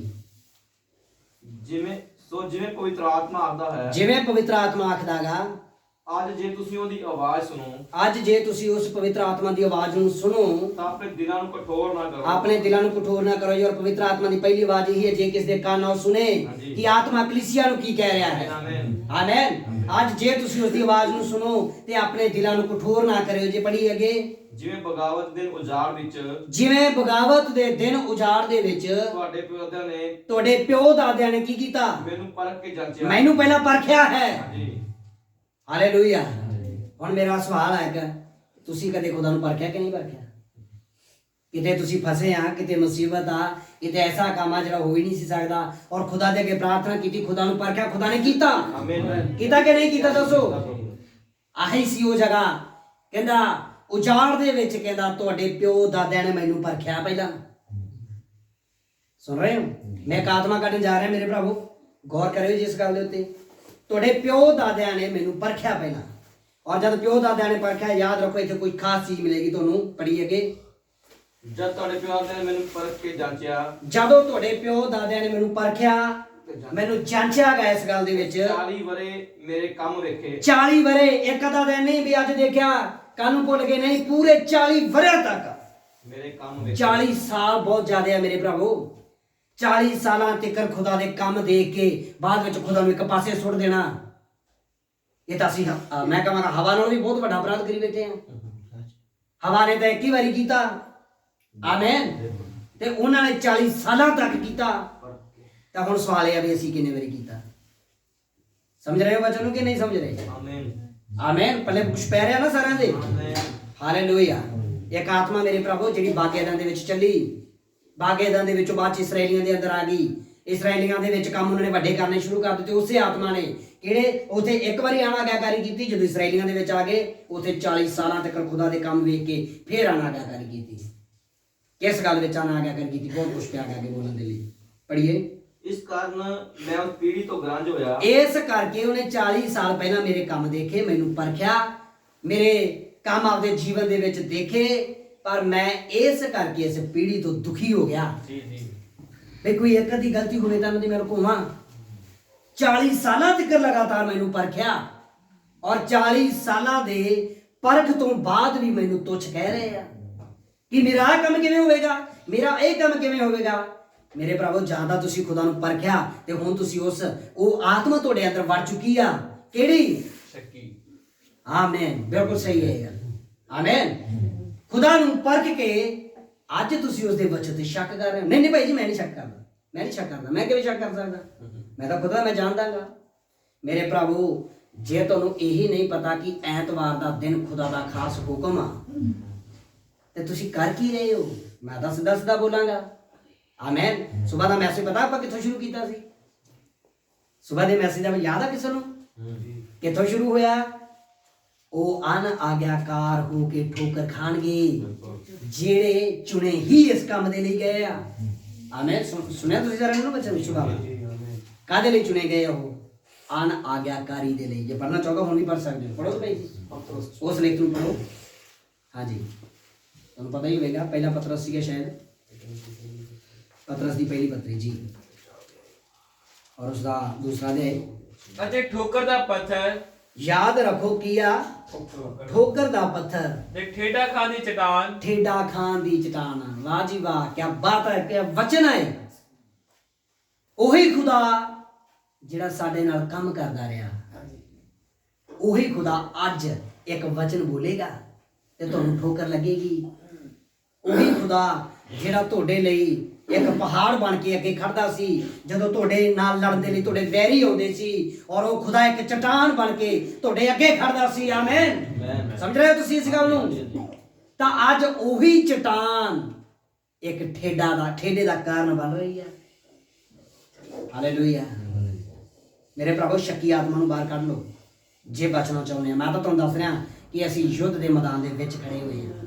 ਵਚਨ ਸਾਫ਼ ਕਹਿੰਦਾਗਾ। ਪਹਿਲੇ ਨੰਬਰ ਤੇ ਵਚਨ ਨੂੰ ਜੇ ਸਮਝਿਆ ਤਾਂ ਜਿੱਥੋਂ ਅਸੀਂ ਪੜਿਆ ਉੱਥੇ ਸਾਫ਼ ਲਫ਼ਜ਼ਾਂ ਵਿੱਚ ਕਿਹਾ, ਇਸ ਗੱਲ ਨੂੰ ਯਾਦ ਰੱਖੋ, ਤੁਹਾਡੀ ਲੜਾਈ ਮਾਸ ਅਤੇ ਲਹੂ ਨਾਲ ਨਹੀਂ, ਤੁਹਾਡੀ ਲੜਾਈ ਇੱਕ ਆਤਮਾ ਨਾਲ ਹੋ ਰਹੀ। ਕਿਹੜੀ ਆਤਮਾ ਨਾਲ? ਜਿਹੜੀ ਸਦੀਆਂ ਤੋਂ ਚੱਲਦੀ ਤੁਰੀ ਆ ਰਹੀ ਆ, ਜਿਹੜੀ ਬੇਪ੍ਰਤੀਤੀ ਵਾਲੀ ਆਤਮਾ ਪਹਿਲਾਂ ਹਵਾ ਦੇ ਅੰਦਰ ਸੀ, ਬਾਅਦ ਵਿੱਚ ਇਜ਼ਰਾਈਲੀਆਂ ਦੇ ਅੰਦਰ ਆਈ, ਔਰ ਕਰਦੇ ਕਰਾਉਂਦੇ ਅੱਜ ਸਾਡੇ ਯੁੱਗ ਤੱਕ ਪਹੁੰਚ ਚੁੱਕੀ ਆ। ਤੁਹਾਡਾ ਮੁਕਾਬਲਾ ਉਸ ਆਤਮਾ ਦੇ ਨਾਲ ਹੈ। ਹਾਲੇਲੂਇਆ। ਔਰ ਜੇ ਮੁਕਾਬਲਾ ਸਾਡਾ ਉਸ ਆਤਮਾ ਦੇ ਨਾਲ ਆ, ਤੇ ਹੁਣ ਮੇਰਾ ਸਵਾਲ ਇਹ ਆ ਕਿ ਤੁਸੀਂ ਉਸ ਆਤਮਾ ਨੂੰ ਜਿੱਤਿਆਗਾ ਕਿ ਉਸ ਆਤਮਾ ਤੋਂ ਹਾਰੇ ਬੈਠੇ ਹੋ? ਸਮਝ ਰਹੇ ਹੋ? ਤੁਸੀਂ ਜਿੱਤਿਆ ਉਸ ਆਤਮਾ ਨੂੰ ਕਿ ਤੁਹਾਡਾ ਮੁਕਾਬਲਾ ਚੱਲ ਰਿਹਾ? ਕੀ ਚੱਕਰ, ਕੀ ਮੈਨੂੰ ਨਹੀਂ ਸਮਝ ਪੈ ਰਹੀ। ਹਾਲੇਲੂਇਆ। ਤੁਹਾਡਾ ਇਸ ਮੁਕਾਬਲੇ ਵਿੱਚ ਕਿਹੜਾ ਰੋਲ ਹੈ? ਮੈਂ ਇਹ ਚੀਜ਼ ਨੂੰ ਪੁੱਛਣਾ ਚਾਹੁੰਦਾ। ਆਮੇਨ। ਮੇਰੇ ਪ੍ਰਭੂ, ਖੁਦਾ ਦੇ ਲਈ ਇਜ਼ਰਾਈਲੀ ਲੋਕ ਜਦੋਂ ਵੀ ਫੈਸਲਾ ਲੈਂਦੇ ਸੀ ਕਿ ਸਾਡੇ ਖੁਦਾ ਨੇ ਆਖਿਆ ਹੈ, ਜ਼ਿਆਦਾ ਨਹੀਂ ਨਿਕਲੇ। ਫੈਸਲਾ ਲੈਣ ਵਾਲੇ ਜ਼ਿਆਦਾ ਲੋਕ ਨਹੀਂ ਸੀ। ਮੈਂ ਪਹਿਲਾਂ ਦੱਸ ਕਰਿਆ, ਜਿਹੜਾ ਚੁਣਿਆ ਹੈ ਚੋੜਾ ਥੋੜਾ ਛੋਟਾ ਹੀ ਆ। ਆਮੇਨ। 10 ਜਣਿਆਂ ਦਾ ਫੈਸਲਾ ਉਹ ਨਹੀਂ ਸੀ ਜੋ ਖੁਦਾ ਕਹਿ ਰਿਹਾ ਸੀਗਾ, ਪਰ 2 ਜਣਿਆਂ ਦਾ ਫੈਸਲਾ ਉਹ ਸੀ ਕਿ ਖੁਦਾ ਨੇ ਆਖਿਆ ਹੈਗਾ ਅਸੀਂ ਤਾਂ ਜਾਣਾ ਹੀ ਜਾਣਾ ਹੈ।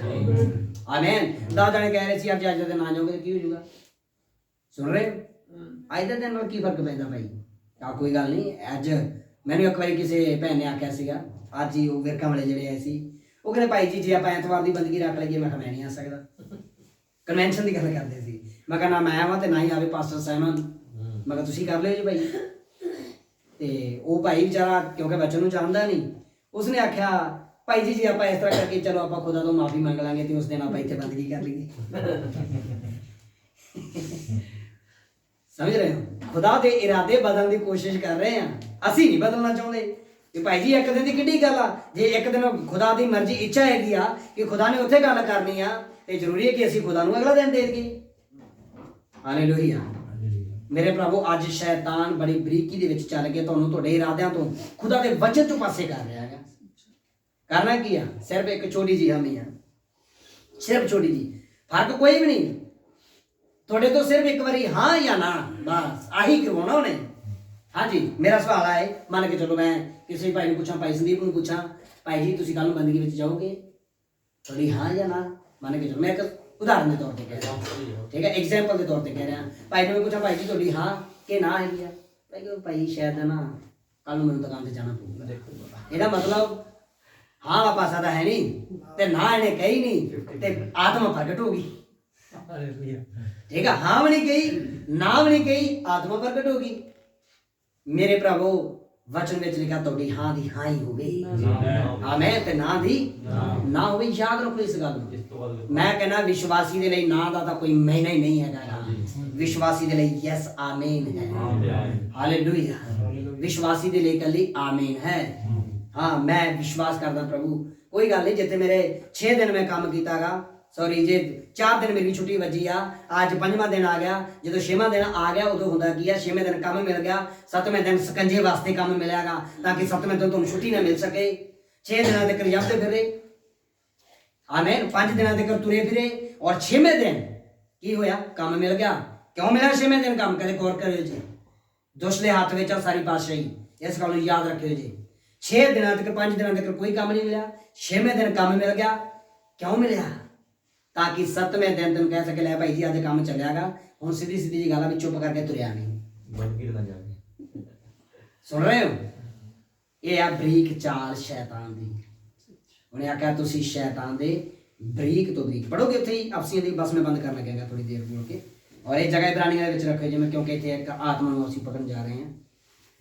ਪੜੀ ਅਤੇ 40 ਵਰੇ ਮੇਰੇ ਕੰਮ ਵੇਖੇ। ਨਹੀਂ ਇਬਰਾਨੀਆਂ ਵਿੱਚ ਰੁਕੋ ਥੋੜੀ ਦੇਰ ਲਈ। ਮੁਕਦੀ ਗੱਲ, ਮੁਕਦੀ, ਹਾਂਜੀ ਮੁਕਦੀ ਗੱਲ, ਪ੍ਰਭੂ ਵਿੱਚ ਅਤੇ ਉਹਦੀ ਸ਼ਕਤੀ ਦੇ ਪ੍ਰਕਾਰਾਂ ਵਿੱਚ ਤਕੜੇ ਹੋਵੋ। ਮੁਕਦੀ ਗੱਲ ਪ੍ਰਭੂ ਦੀ ਸ਼ਕਤੀ ਦੇ ਵਿੱਚ, ਉਹਦੇ ਪ੍ਰਾਕਰਮ ਦੇ ਵਿੱਚ ਕੀ ਹੋਵੋ ਬਈ? ਤਕੜੇ ਹੋਣਾਗਾ, ਤਕੜੇ ਹੋਣਾਗਾ, ਕਮਜ਼ੋਰ ਨਹੀਂ ਹੋਣਾਗਾ। ਕਮਜ਼ੋਰ ਤਾਂ ਸਾਰੀ ਦੁਨੀਆ ਹੀ ਹੋਈ ਪਈ ਹੈ, ਪਰ ਪ੍ਰਭੂ ਦੇ ਚੁਣੇ ਹੋਏ ਨੇ ਕੀ ਹੋਣਾਗਾ? ਤਕੜੇ ਹੋਣਾਗਾ। ਮੇਰੇ ਪ੍ਰਭੂ ਅਬਰਾਹਾਮ ਦੇ ਉੱਤੇ ਗੌਰ ਕਰੋ। ਜੇ ਅਬਰਾਹਾਮ ਦੇ ਨਾਲ ਖੁਦਾ ਨੇ ਵਾਅਦਾ ਕੀਤਾ ਸੀ ਤਾਂ ਉਹ ਤਕੜਾ ਹੋਇਆ, ਜਿਵੇਂ ਜਿਵੇਂ ਬਜ਼ੁਰਗ ਹੋਇਆ ਉਹ ਕਮਜ਼ੋਰ ਨਹੀਂ ਹੋਇਆ। ਦੇਖੋ ਬਜ਼ੁਰਗੀ ਕਮਜ਼ੋਰੀ ਲੈ ਕੇ ਆਉਂਦੀ ਹੈ ਕਿ ਤਾਕਤ ਲੈ ਕੇ ਆਉਂਦੀ ਹੈ? ਬਜ਼ੁਰਗੀ ਤਾਂ ਕਮਜ਼ੋਰੀ ਲੈ ਕੇ ਆਊਗੀ ਨਾ। ਪਰ ਜਿਵੇਂ ਜਿਵੇਂ ਉਹ ਬਜ਼ੁਰਗ ਹੁੰਦਾ ਜਾ ਰਿਹਾਗਾ ਉਹ ਕਮਜ਼ੋਰ ਨਹੀਂ ਹੋ ਰਿਹਾਗਾ, ਉਹ ਤਕੜਾ ਹੋ ਰਿਹਾ। ਕਿਉਂ ਹੋ ਰਿਹਾ? ਕਿਉਂਕਿ ਅਬਰਾਹਾਮ ਇਸ ਗੱਲ ਨੂੰ ਜਾਣਦਾ ਸੀ, ਖੁਦਾ ਨੇ ਆਖਿਆਗਾ ਮੇਰੀ ਮੌਤ ਹੋ ਨਹੀਂ ਸਕਦੀ ਤੇ ਖੁਦਾ ਨੂੰ ਪੁੱਤਰ ਦੇਣਾ ਹੀ ਪਵੇਗਾ। ਹਾਲੇਲੂਇਆ। ਕਿਉਂਕਿ ਇਹ ਤੋਂ ਪਹਿਲਾਂ ਖੁਦਾ ਵੀ ਉਹਨੂੰ ਮਾਰ ਨਹੀਂ ਸੀ ਸਕਦਾ, ਕਿਉਂਕਿ ਖੁਦਾ ਦਾ ਵਾਅਦਾ ਸੀ। ਉਹਨੂੰ ਪਤਾ ਸੀ ਕਿ ਮੇਰੀ ਮੌਤ ਨਹੀਂ ਹੋਵੇਗੀ, ਮੈਂ ਤਾਂ ਜਿੰਨਾ ਮਰਜ਼ੀ ਬੁੱਢਾ ਹੋ ਜਾਵਾਂ, ਪਰ ਮੇਰੇ ਨਾਲ ਖੁਦਾ ਦਾ ਵਾਅਦਾ ਹੈ। ਔਰ ਜੇ ਵਾਅਦਾ ਹੈ, ਉਹ ਜਿਵੇਂ ਜਿਵੇਂ 100 ਸਾਲ ਤੱਕ ਪਹੁੰਚਿਆ ਉਹ ਕਮਜ਼ੋਰ ਨਹੀਂ ਹੋਇਆ, ਹੋਰ ਤਕੜਾ ਹੋਇਆ। ਇਹਦਾ ਮਤਲਬ ਖੁਦਾ ਮੈਨੂੰ ਇੱਕ ਜਵਾਨੀ ਦੀ ਹਾਲਤ ਵਿੱਚ ਲੈ ਕੇ ਜਾ ਰਿਹਾ ਹੈ। ਉਹਦੀ ਜਿਹੜੀ 50 ਸਾਲ ਅੱਗੇ ਉਮਰ ਟੱਪ ਚੁੱਕੀ ਸੀ, ਖੁਦਾ ਉਹਨੂੰ 50 ਤੋਂ ਵੀ ਮੈਂ ਕਹਿੰਦਾ ਬਹੁਤ ਪਿੱਛੇ ਲੈ ਕੇ ਆਉਣ ਜਾ ਰਿਹਾ ਸੀ। ਉਹਦੀ ਦੇਹ ਬਦਲ ਜਾ ਰਹੀ ਸੀ, ਔਰ ਇਹ ਵਾਅਦਾ ਸਿਰਫ ਅਬਰਾਹਾਮ ਤੇ ਉਸ ਦੀ ਸੰਤਾਨ ਦੇ ਨਾਲ ਹੈ। ਆਮੀਨ ਆਮੀਨ ਹਾਲੇਲੂਇਆ। ਖੁਦਾ ਬਹੁਤ ਸਾਰੀ ਬਰਕਤ ਦੇਵੇ। ਤੁਸੀਂ ਤਕੜੇ ਹੋਵੋ। ਅਬਰਾਹਾਮ ਕਮਜ਼ੋਰ ਨਹੀਂ ਹੋਇਆ, ਅਬਰਾਹਾਮ ਤਕੜਾ ਹੋਇਆ। ਕਦੋਂ? ਜਦੋਂ ਉਸਨੇ ਸਮਾਂ ਦੇਖਿਆ। ਸਮਾਂ ਕੀ ਦੇਖਿਆ? ਸਮੇਂ ਦਾ ਨਿਸ਼ਾਨ ਪ੍ਰਗਟ ਹੋਇਆ। ਹਾਲੇਲੂਇਆ। ਮੈਂ ਕਹਿ ਛੱਡਣ ਜਾ ਰਿਹਾਗਾ, ਪਕੜੋ। ਸਮੇਂ ਦਾ ਚਿੰਨ੍ਹ ਪ੍ਰਗਟ ਹੋਇਆ। ਔਰ ਸਮੇਂ ਦਾ ਚਿੰਨ੍ਹ ਅਸੀਂ ਦੇਖੋ, ਸਮੇਂ ਦੇ ਚਿੰਨ੍ਹ ਦੇ ਬਾਰੇ ਵਿੱਚ ਜੇ ਦੇਖੀਏ ਤਾਂ ਕੀ ਹੁੰਦਾਗਾ ਮੇਰੇ ਪ੍ਰਭੂ? ਸਮੇਂ ਦੇ ਚਿੰਨ੍ਹ ਵਿੱਚ ਇਸ ਤੋਂ ਪਹਿਲਾਂ ਕਿ ਖੁਦਾ ਨਾਲ ਕੋਈ ਵਾਅਦਾ ਹੋਵੇ, ਆਮੇਨ, ਅਬਰਾਹਾਮ ਦੇ ਨਾਲ ਕੋਈ ਵਾਅਦਾ ਹੋਵੇ ਤਾਂ ਕੀ ਹੋਇਆ? ਸਮੇਂ ਦਾ ਚਿੰਨ੍ਹ ਪ੍ਰਗਟ ਹੋਇਆ। ਉੱਥੇ 3 ਦੂਤ ਪ੍ਰਗਟ ਹੋਏ, 2 ਸਵਰਗੀ ਦੂਤ। ਸਮਝ ਰਹੇ ਹੋ? 2 ਤਾਂ ਸਵਰਗੀ ਦੂਤ ਤੇ ਇੱਕ ਖੁਦ ਇਲੋਹੀਮ। ਹਾਲੇਲੂਇਆ। ਸੁਣ ਰਹੇ ਹੋ? ਹਾਲੇਲੂਇਆ। ਹੁਣ ਆ ਚਿੰਨ੍ਹ ਸੀ ਇੱਕ ਕਿ ਖੁਦਾ ਹੁਣ ਇੱਥੇ ਕੁਝ ਕਰਨ ਜਾ ਰਿਹਾ ਹੈ। 3 ਦੂਤ ਪ੍ਰਗਟ ਹੋਏ। ਮੈਂ ਦੁਬਾਰਾ ਫਿਰ ਦੁਹਰਾ ਰਿਹਾਗਾ, ਕਹਿ ਛੱਡ ਰਿਹਾਗਾ ਇਸ ਯੁੱਗ ਦਾ। ਆਮੇਨ। 3 ਦੂਤ ਪ੍ਰਗਟ ਹੋਏ। ਔਰ ਕਾਸ਼ ਮੈਂ ਉਸ ਚੀਜ਼ ਨੂੰ ਪੜ੍ਹਾ ਸਕਦਾ, ਮੈਂ ਨਬੀ ਇਸ ਦਿਸ਼ਾ ਵਿੱਚੋਂ ਪੜ੍ਹਿਆ ਹੋਇਆਗਾ। ਨਬੀ ਕਹਿੰਦਾ ਕੀ ਤੁਹਾਨੂੰ ਯਾਦ ਹੈ? ਕਹਿੰਦਾ ਅਮਰੀਕਾ ਦੇ ਵਿੱਚ 2 ਦੂਤ ਪ੍ਰਗਟ ਹੋਏ। ਨਬੀ ਕਹਿ ਰਿਹਾ 2 ਦੂਤ ਪ੍ਰਗਟ ਹੋਏ। ਕਹਿੰਦਾ ਬਿਲਕੁਲ ਉਸੇ ਦੂਤਾਂ ਦੇ ਵਾਂਗ ਜਿਵੇਂ ਸਦੂਮ ਤੇ ਉਮੋਰਾ ਦੇ ਵਿੱਚ, ਕਹਿੰਦਾ ਇਸ ਤੋਂ ਪਹਿਲਾਂ ਸਦੂਮ ਤੇ ਉਮੋਰਾ ਆਕੇ ਦੇ ਨਾਲ ਭਸਮ ਕੀਤਾ ਜਾਵੇ। ਕਹਿੰਦਾ ਅਬਰਾਹਮ ਦੇ ਕੋਲੇ 3 ਦੂਤ ਆਏ। ਕਹਿੰਦਾ ਤੁਹਾਨੂੰ ਪਤਾ ਨਬੀ ਕਿਉਂ ਯਾਦ ਕਰਵਾ ਰਿਹਾ ਉਸ ਚੀਜ਼ ਨੂੰ? ਹਾਲੇਲੂਇਆ। ਨਬੀ ਕਹਿੰਦਾ ਯਾਦ ਰੱਖੋ 2 ਦੂਤ ਤਾਂ ਕਹਿੰਦਾ ਸਦੂਮ ਤੇ ਉਮੋਰਾ ਦੇ ਵਿੱਚ ਚਲੇ ਗਏ, ਪਰ ਇੱਕ ਦੂਤ ਨਹੀਂ ਸੀ, ਇੱਕ ਖੁਦ ਖੁਦਾ ਸੀ ਜੋ ਦੇਹਧਾਰੀ ਸੀ। ਔਰ ਉਹ ਕਿਸ ਦੇ ਕੋਲ ਆਇਆ? ਉਹ ਅਬਰਾਹਮ ਦੇ ਕੋਲ ਆਇਆ। ਹਾਲੇਲੂਇਆ। ਮੇਰੇ ਭਰਾਵੋ ਧਿਆਨ ਨਾਲ ਸੁਣੋ ਗੱਲ, ਸਾਡੇ ਯੁੱਗ ਦੇ ਵਿੱਚ ਐਸਾ ਘਟਿਆ ਹੈ ਜਦ ਕਿ 2 ਦੂਤ ਔਰਲਨ ਰੌਬਰਟ ਤੇ ਬਿਲੀ ਗ੍ਰਾਮ ਪੂਰੀ ਦੁਨੀਆ ਦੇ ਵਿੱਚ ਧੂਆਂ ਪਾ ਰਹੇ ਸੀ। 2018 ਦੇ ਵਿੱਚ ਉਸ ਦੀ ਮੌਤ ਹੋਈ ਆ। ਹੁਣ 2018 ਦੇ ਵਿੱਚ ਮੌਤ ਹੋਈ ਆ ਬਿਲੀ ਗ੍ਰਾਮ ਦੀ, ਸ਼ਾਇਦ ਭਾਈ ਜੀ ਬਿਲੀ ਗ੍ਰਾਮ ਦੀ 2018 ਦੇ ਵਿੱਚ ਹੁਣ ਮੌਤ ਹੋਈ ਆ। ਔਰ ਹੁਣ ਜਾ ਕੇ ਉਹ ਮਰਿਆ ਗਿਆ। ਯਾਦ ਰੱਖੋ ਇਹ ਵੀ ਇੱਕ ਘਟਨਾ ਸੀ ਬਹੁਤ ਵੱਡੀ, ਕਿਉਂਕਿ ਜਦੋਂ ਦੂਤ ਚਲੇ ਜਾਂਦੇ ਆ ਉਸ ਤੋਂ ਬਾਅਦ ਕੁਛ ਨਾ ਕੁਛ ਘਟਨਾ ਹੁੰਦਾ ਹੈਗਾ, ਸਮਝ ਰਹੇ ਹੋ। ਖੈਰ ਖੁਦਾ ਬਹੁਤ ਬਰਕਤ ਦੇਵੇ, ਮੈਂ ਨਹੀਂ ਅੱਗੇ ਨਹੀਂ ਜਾਵਾਂਗਾ, ਪਰ ਮੈਂ ਦੱਸ ਰਿਹਾਗਾ 2 ਦੂਤ ਜਦੋਂ ਅਮਰੀਕਾ ਦੇ ਵਿੱਚ ਪ੍ਰਗਟ ਹੋਏ, ਕਿਸ ਨਾਮ ਤੋਂ ਜਾਣੇਗੇ ਉਹ? ਔਰਲਨ ਰੌਬਰਟ ਤੇ ਬਿਲੀ ਗ੍ਰਾਮ। 2 ਦੂਤ ਉੱਥੇ ਚਲੇ ਗਏ। 2 ਦੂਤ ਤਾਂ ਅਮਰੀਕਾ ਵਿੱਚ ਚਲੇ ਗਏ, ਸਦੂਮ ਤੇ ਅਮੋਰਾ ਵਿੱਚ ਚਲੇ ਗਏ, ਔਰ ਸਾਰੀ ਦੁਨੀਆ ਨੂੰ ਕੀ ਕੀਤਾ? ਉਸ ਦੂਤ ਨੇ ਅੰਨੇ ਕਰ ਦਿੱਤਾ। ਆਮੀਨ। ਪਰ ਯਾਦ ਰੱਖੋ ਇੱਕ ਦੂਤ ਨਹੀਂ, ਮੈਂ ਕਹਾਂਗਾ ਇੱਕ ਖੁਦ ਇਲੋਹੀਮ, ਖੁਦ ਖੁਦਾ ਇੱਕ ਖਾਸ ਬੰਦੇ ਦੇ ਕੋਲੇ ਖੜ ਗਿਆ ਆ ਕੇ। ਹਾਲੇਲੂਇਆ। ਸੁਬਾਹ ਦਾ ਮੈਸੇਜ ਜੇ ਤੁਹਾਨੂੰ ਯਾਦ ਆ ਤਾਂ ਜਿੱਤੇ ਨਬੀ ਪੁੱਛ ਰਿਹਾ ਪ੍ਰਭੂ ਮੇਰੇ ਹੱਕ ਵਿੱਚ ਕੀ ਹੈ, ਉਹ ਕਹਿੰਦਾ ਤੇਰੇ ਹੱਕ ਵਿੱਚ ਮੈਂ। ਹਾਲੇਲੂਇਆ। 2 ਦੂਤ ਉਧਰ ਚਲੇ ਗਏ और तीसरा दूत किसदे कोले आया? आमीन। समझ रहे हो? मैं समझ रहा कि तुसी इशारा समझोगे कि तीसरा दूत किसदे कोले खड़ा। तीसरे दूत ने की वादा कीता? तीसरा दूत साडे समय दे मैं समझ रहे हो तुसी? मैं कुछ कहन जा रहा साडे समय दे अब्राहम दे कोल। आमीन। साडे दिनां दे अब्राहम दे कोल उस दी पत्नी कौन? सारा। बिल्कुल इधर बैठी है। हालेलुया। समझ रहे हो तुसी इस गल ਨੂੰ? ਉਸ ਦੀ ਪਤਨੀ ਸਾਰਾ ਜੋ ਕਿ ਇੱਕ ਬੱਚਾ ਪ੍ਰਾਪਤ ਕਰਨ ਵਾਲੀ ਸੀ, ਉਹ ਬੱਚਾ ਸੀ ਕੀ? ਹਾਲੇਲੂਇਆ। ਉਹ ਸੀ ਸਿੱਧ ਵਿਸ਼ਵਾਸ, ਉਹ ਸੀ ਉਹ ਰੈਪਚਰ ਜਿਸ ਦੇ ਵਿੱਚ ਉਸ ਦੀ ਦੇਹ ਬਦਲਾਵ ਹੋਣੀ ਆ। ਉਹ ਵਿਸ਼ਵਾਸ ਉਸਨੇ ਪ੍ਰਾਪਤ ਕਰਨਾ ਜਿਸ ਦੇ ਦੁਆਰਾ ਉਸ ਸਵਰਗ ਤੇ ਉਠਾਈ ਜਾਣ ਵਾਲੀ ਹੈ। ਆਮੀਨ। ਖੁਦਾ ਦਾ ਇਹ ਵਾਅਦਾ ਸੀ। ਸੁਣੋ ਮੇਰੇ ਭਰਾਵੋ, ਅੱਜ ਦੁਸ਼ਟ ਇੰਨੀ ਬੇਪ੍ਰਤੀਤੀ ਤੁਹਾਡੇ ਅੰਦਰ ਲੈ ਕੇ ਆਵੇਗਾ ਕਿ ਤੁਹਾਡੇ ਦਿਨਾਂ ਦੇ ਵਿੱਚ ਜੋ ਘਟ ਰਿਹਾਗਾ ਇਹ ਗੱਲਾਂ ਹਰ ਕੋਈ ਵੇਖ ਨਹੀਂ ਸਕਿਆ। ਆਮੀਨ। ਪ੍ਰਭੂ ਨੇ ਵਚਨ ਵਿੱਚ ਕੀ ਆਖਿਆ? ਬਹੁਤ ਸਾਰੇ ਚਾਹੁੰਦੇ ਸਨ ਕਿ ਜੋ ਤੁਸੀਂ ਦੇਖ ਰਹੇ ਹੋ ਉਹ ਦੇਖਣ, ਪਰ ਦੇਖ ਨਹੀਂ ਪਾਏ। ਪਰ ਧੰਨ ਹਨ ਤੁਹਾਡੀਆਂ ਅੱਖਾਂ। ਹਾਲੇਲੂਇਆ। ਜਦੋਂ ਇਹ ਲਿਖਤਾਂ ਮੇਰੇ ਉੱਤੇ ਆਉਂਦੀਆਂ, ਜਦੋਂ ਇਹਨਾਂ ਲਿਖਤਾਂ ਬਾਰੇ ਮੈਂ ਪੜ੍ਹਦਾ, ਮੈਂ ਬੜਾ ਵਧੀਆ ਮਹਿਸੂਸ ਕਰਦਾਗਾ। ਧੰਨ ਹਨ ਤੁਹਾਡੀਆਂ ਅੱਖਾਂ ਜੋ ਇਹ ਸਭ ਕੁਝ ਦੇਖ ਰਹੀਆਂ। ਮੇਰੇ ਭਰਾਵੋ, ਜੇ ਤੁਹਾਨੂੰ ਵਚਨ ਦੇ ਵਿੱਚੋਂ, ਨਬੀ ਦੇ ਸੰਦੇਸ਼ਾਂ ਵਿੱਚੋਂ ਕੁਝ ਦਿਖ ਨਹੀਂ ਰਿਹਾ, ਸਾਡੇ ਸਮੇਂ ਦਾ ਚਿੰਨ੍ਹ ਸਾਹਮਣੇ ਨਹੀਂ ਦਿਖ ਰਿਹਾ, ਤੇ ਯਾਦ ਰੱਖੋ ਸਾਡੇ ਦਿਨਾਂ ਦੇ ਵਿੱਚ ਵੀ ਉਹ ਆਤਮਾ ਇੱਕ ਪ੍ਰਗਟ ਹੋਣੀ ਸੀ। ਆਮੀਨ। ਸਮਝ ਰਹੇ ਹੋ? ਔਰ ਕਿਸ ਤਰ੍ਹਾਂ ਅਬਰਾਹਮ ਦੇ ਕੋਲ ਖੁਦਾ ਖੁਦ ਮਨੁੱਖ ਬਣ ਕੇ ਆਇਆ, ਔਰ ਫਿਰ ਉਸਨੇ ਕੀ ਕੀਤਾ? ਰੋਟੀ ਖਾਧੀ। ਉਸਦੇ ਕੋਲ ਰੋਟੀ ਖਾਧੀ ਆ, ਉਸਦੇ ਨਾਲ ਭੋਜਨ ਕੀਤਾ ਹੈਗਾ। ਉਹ ਕਹਿੰਦਾ ਹੁਣ, ਕਹਿੰਦਾ ਯਾਦ ਰੱਖ, ਕਹਿੰਦਾ ਹੁਣ ਮੈਂ ਦੁਬਾਰਾ ਆਵਾਂਗਾ। ਆਮੀਨ। ਔਰ ਨਬੀ ਕਹਿੰਦਾ ਯਾਦ ਰੱਖੋ, ਕਹਿੰਦਾ ਹੁਣ ਇੱਕ ਸਵਾਰੀ ਹੋਰ ਹੋਣ ਜਾ ਰਹੀ ਹੈ। ਹਾਲੇਲੂਇਆ। ਹਾਲੇਲੂਇਆ। ਜਿਹੜੀ ਸਵਾਰੀ ਦੀ ਨਬੀ ਗੱਲ ਕਰ ਰਿਹਾ ਮੇਰੇ ਪ੍ਰਭੂ, ਮੈਂ ਕਹਿੰਦਾ ਚੱਲ ਰਹੀ ਹੈ। ਆਮੀਨ। ਹੁਣ ਜ਼ਿਆਦਾ ਟਾਈਮ ਨਹੀਂ, ਮੈਂ ਤੁਹਾਨੂੰ ਕਹਿ ਰਿਹਾਗਾ ਬੱਚੇ ਬਰਬਾਦੀ ਦੇ ਵੱਲ ਵਧ ਰਹੇ, ਬੱਚੇ ਮੋਬਾਈਲਾਂ ਦੇ ਵਿੱਚ ਇਹਨੇ ਬਿਜੀ ਹੋ ਚੁੱਕੇ ਆ, ਸੰਦੇਸ਼ ਉਹਨਾਂ ਦੇ ਜੀਵਨਾਂ ਚੋਂ ਬਹੁਤ ਬਾਹਰ ਜਾ ਚੁੱਕਿਆ। ਬਸ ਆਹੀ ਪੀੜ੍ਹੀ ਆ, ਆਹ ਜਾਂ ਇਸ ਤੋਂ ਅਗਲੀ ਪੀੜ੍ਹੀ ਆ ਜਿਸ ਦੇ ਵਿੱਚ ਖੁਦਾ ਰੈਪਚਰ ਕਰਨ ਜਾ ਰਿਹਾ। ਆਮੀਨ। ਜ਼ਿਆਦਾ ਦੂਰ ਨਹੀਂ ਜਾਵੇਗਾ ਕੰਮ। ਮੈਂ ਕਹਿੰਦਾ ਰੈਪਚਰ ਬਿਲਕੁਲ ਬੂਹੇ ਦੇ ਉੱਤੇ। ਬਸ ਮੇਰਾ 2 ਲਿਖਤਾਂ ਪੜ੍ਹੋ ਔਰ ਵਚਨ ਬੰਦ ਕਰਦੇ ਹਾਂ ਅਸੀਂ। ਪੜ੍ਹ ਦੋ ਭਾਈ। खुदा दे सारे शस्त्र बस्तर धारो, खुदा दे सारे शस्त्र बस्तर धार लवो ਤਾਂ ਜੋ ਤੁਸੀਂ ਸ਼ੈਤਾਨ ਦੇ ਛਲ ਛਿਦਰਾਂ ਦੇ ਸਾਹਮਣੇ ਖਲੋ ਸਕੋ। शैतान दे किस जगह ਵਿੱਚ ਛਲ, ਇਹਦਾ ਮਤਲਬ ਸ਼ੈਤਾਨ ਕੀ ਕਰ ਰਿਹਾ? ਇੱਕ ਛਲ ਕਰ ਰਿਹਾ ਹੈ। ਤੁਹਾਨੂੰ ਥਾਪੀ ਦੇਵੇਗਾ। ਨਬੀ ਨੇ ਸਾਫ਼-ਸਾਫ਼ ਸਮਝਾਇਆ, ਤੁਹਾਨੂੰ ਕੀ ਕਰੇਗਾ? ਥਾਪੀ ਦੇਵੇਗਾ। ਮੈਂ ਕਹਾਂਗਾ ਭਾਈ ਸਮਸੂਨ ਜਾਂ ਭਾਈ ਸੰਦੀਪ, ਕੋਈ ਗੱਲ ਨਹੀਂ, ਤੈਨੂੰ ਥਾਪੀ ਦਿੱਤੀ ਆ, ਤੂੰ ਤਾਂ ਰੋਜ਼ ਚਰਚ ਵਿੱਚ ਜਾਣਾ, ਅੱਜ ਦਿਨ ਕਿੰਨੀ ਗੱਲ ਜੇ ਨਾ ਵੀ ਜਾਵਾਂਗੇ ਤਾਂ ਤੂੰ ਤਾਂ ਹਰ ਵਾਰੀ ਚਰਚ ਵਿੱਚ ਜਾਣਾ, ਗੀਤ ਬੋਲ ਦਾਂਗਾ, ਸਾਰਾ ਕੁਝ ਕਰ ਦਾਂਗਾ।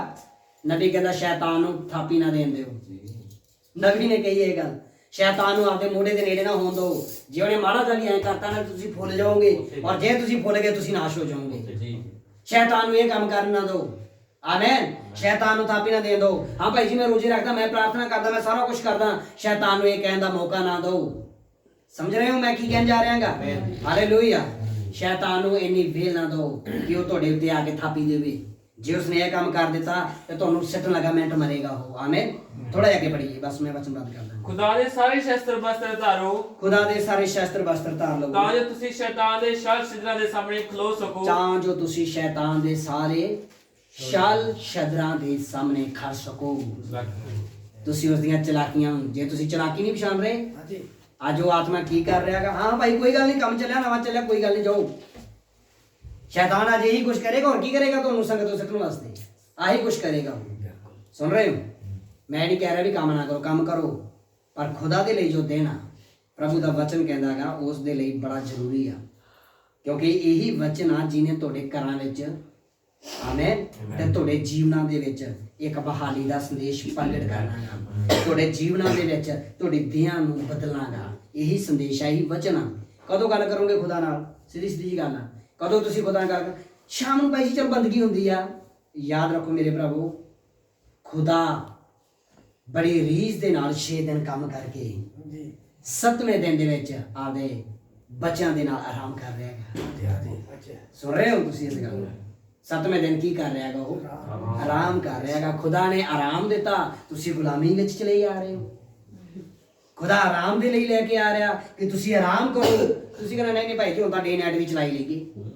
ਆ ਡੇ ਨਾਈਟ ਵਾਲਾ ਜਿਹੜਾ ਕੰਮ ਚੱਲ ਪਿਆ, ਤੁਹਾਨੂੰ ਪਤਾ ਸ਼ੈਤਾਨ, ਇਹ ਆਖਰੀ ਨਿਸ਼ਾਨ ਕਦੋਂ ਪ੍ਰਗਟ ਹੋਇਆ?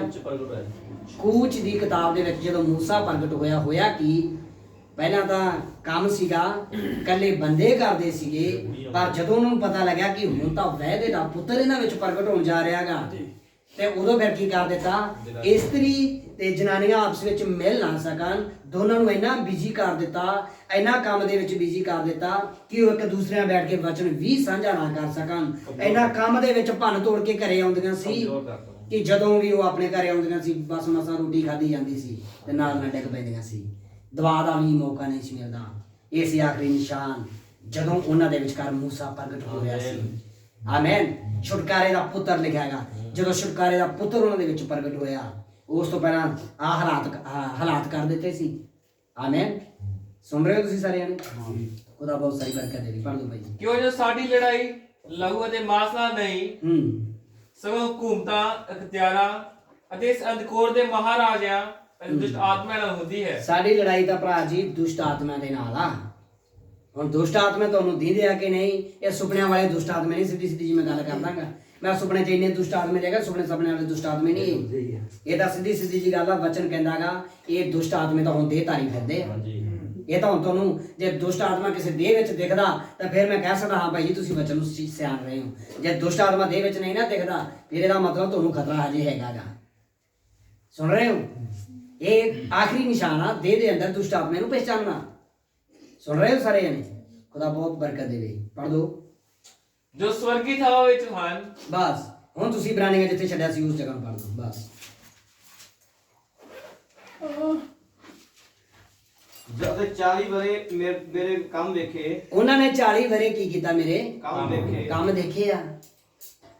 ਅਸੀਂ 40 ਸਾਲ ਤਾਂ ਨਹੀਂ ਕਹਿ ਸਕਦੇ, ਚਲੋ ਜਿੰਨਾ ਚਿਰ ਵੀ ਹੋ ਗਿਆ। ਸਾਨੂੰ ਕਿੰਨਾ ਚਿਰ ਹੋ ਗਿਆ ਖੁਦਾ ਦੇ ਕੰਮ ਵੇਖਦੇ ਨੂੰ ਇੱਥੇ? ਆਮੀਨ। ਫਿਰ ਵੀ ਜੇ ਸਾਡੇ ਅੰਦਰ ਬੇਪ੍ਰਤੀਤੀ ਆਵੇ ਤਾਂ ਗਲਤ ਗੱਲ ਆ, ਮਾੜੀ ਗੱਲ ਆ। ਸੁਣੀਏ। ਇਸ ਕਾਰਨ ਮੈਂ ਉਸ ਪੀੜੀ ਤੋਂ ਗਰੰਜ ਹੋਇਆ। ਖੁਦਾ ਇਸ ਲਈ ਗੁੱਸੇ ਹੋਇਆ ਸੀ ਕਿਉਂਕਿ ਉਹਨਾਂ ਨੇ ਪਹਿਲਾਂ ਉਹਦੇ ਕੰਮ ਦੇਖੇ। ਕੰਮ ਦੇਖਣ ਤੋਂ ਬਾਅਦ ਵੀ ਉਹਨੇ ਕਹਿਣਾ ਯਾਰ ਕਮਾਲ ਦੀ ਗੱਲ ਆ, ਇਹ ਕੰਮ ਇੰਪੋਸੀਬਲ। ਪ੍ਰਭੂ ਨੇ ਕੀ ਆਖਿਆ? ਯਹੂਦੀ ਲੋਕਾਂ ਦੇ ਵਿੱਚ ਜਦੋਂ ਪ੍ਰਭੂ ਆਇਆ, ਪ੍ਰਭੂ ਕਹਿੰਦਾ ਤੁਸੀਂ ਮੇਰਾ ਵਿਸ਼ਵਾਸ ਨਾ ਕਰੋ, ਕਮ ਸੇ ਕਮ ਉਹ ਕੰਮਾਂ ਦਾ ਹੀ ਕਰ ਲਓ। ਸੁਣ ਰਹੇ ਹੋ? ਉਹਨਾਂ ਕੰਮਾਂ ਦੇ ਉੱਤੇ ਵਿਸ਼ਵਾਸ ਕਰ ਲਓ ਭਾਈ।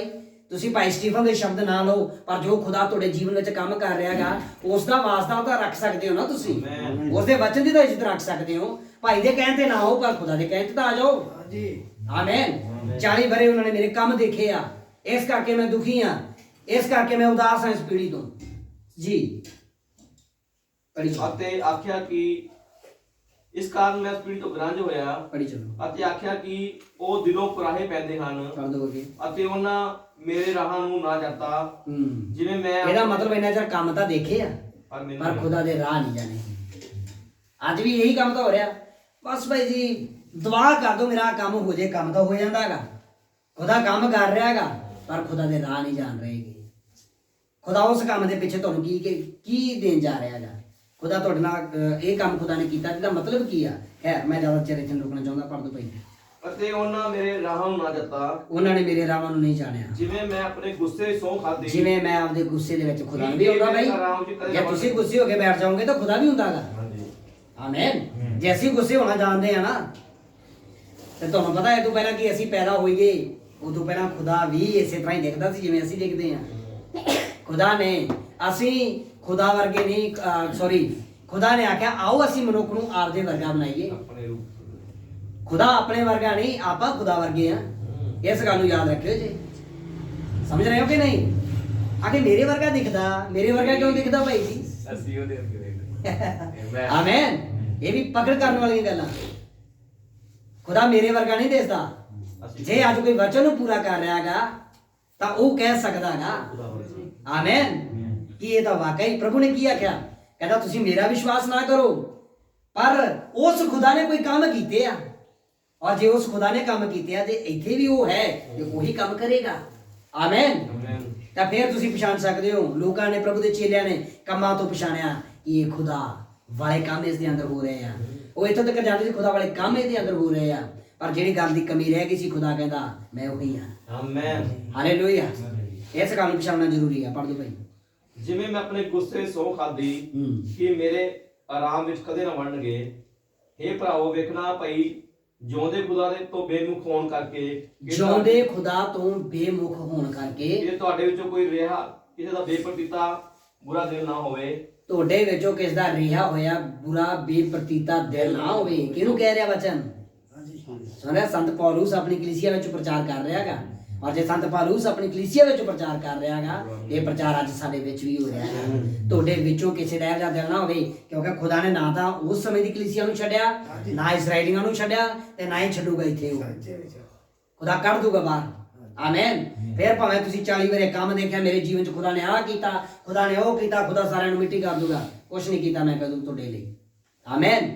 ਉਹਦਾ ਇੱਕ ਚੀਜ਼ ਦੇਖੂਗਾ, ਮੈਂ ਤਾਂ ਤੇਰੇ ਲਈ ਆਹ ਕੁਛ ਕੀਤਾ, ਪਰ ਤੂੰ ਮੇਰੇ ਕਿਹੜੇ ਹੁਕਮ ਪੂਰੇ ਕੀਤੇ ਆ ਬਈ? ਮੈਂ ਤਾਂ ਤੇਰੇ ਲਈ ਇਹਨਾਂ ਕੁਛ ਕੀਤਾ, ਤੂੰ ਮੇਰੇ ਲਈ ਕੀ ਕੀਤਾ? ਮੈਨੂੰ ਮਾੜਾ ਦੱਸ, ਦਿਖਾ ਤੇਰੀ ਕਿਹੜੀ ਲਿਸਟ ਹੈ, ਤੂੰ ਕੀ ਕੀਤਾ ਹੈਗਾ? ਕਿਹੜੇ ਮੇਰੇ ਹੁਕਮ ਨੂੰ ਪੂਰਾ ਕੀਤਾ, ਕਿਹੜੇ ਮੇਰੇ ਵਚਨ ਨੂੰ ਪੂਰਾ ਕੀਤਾ?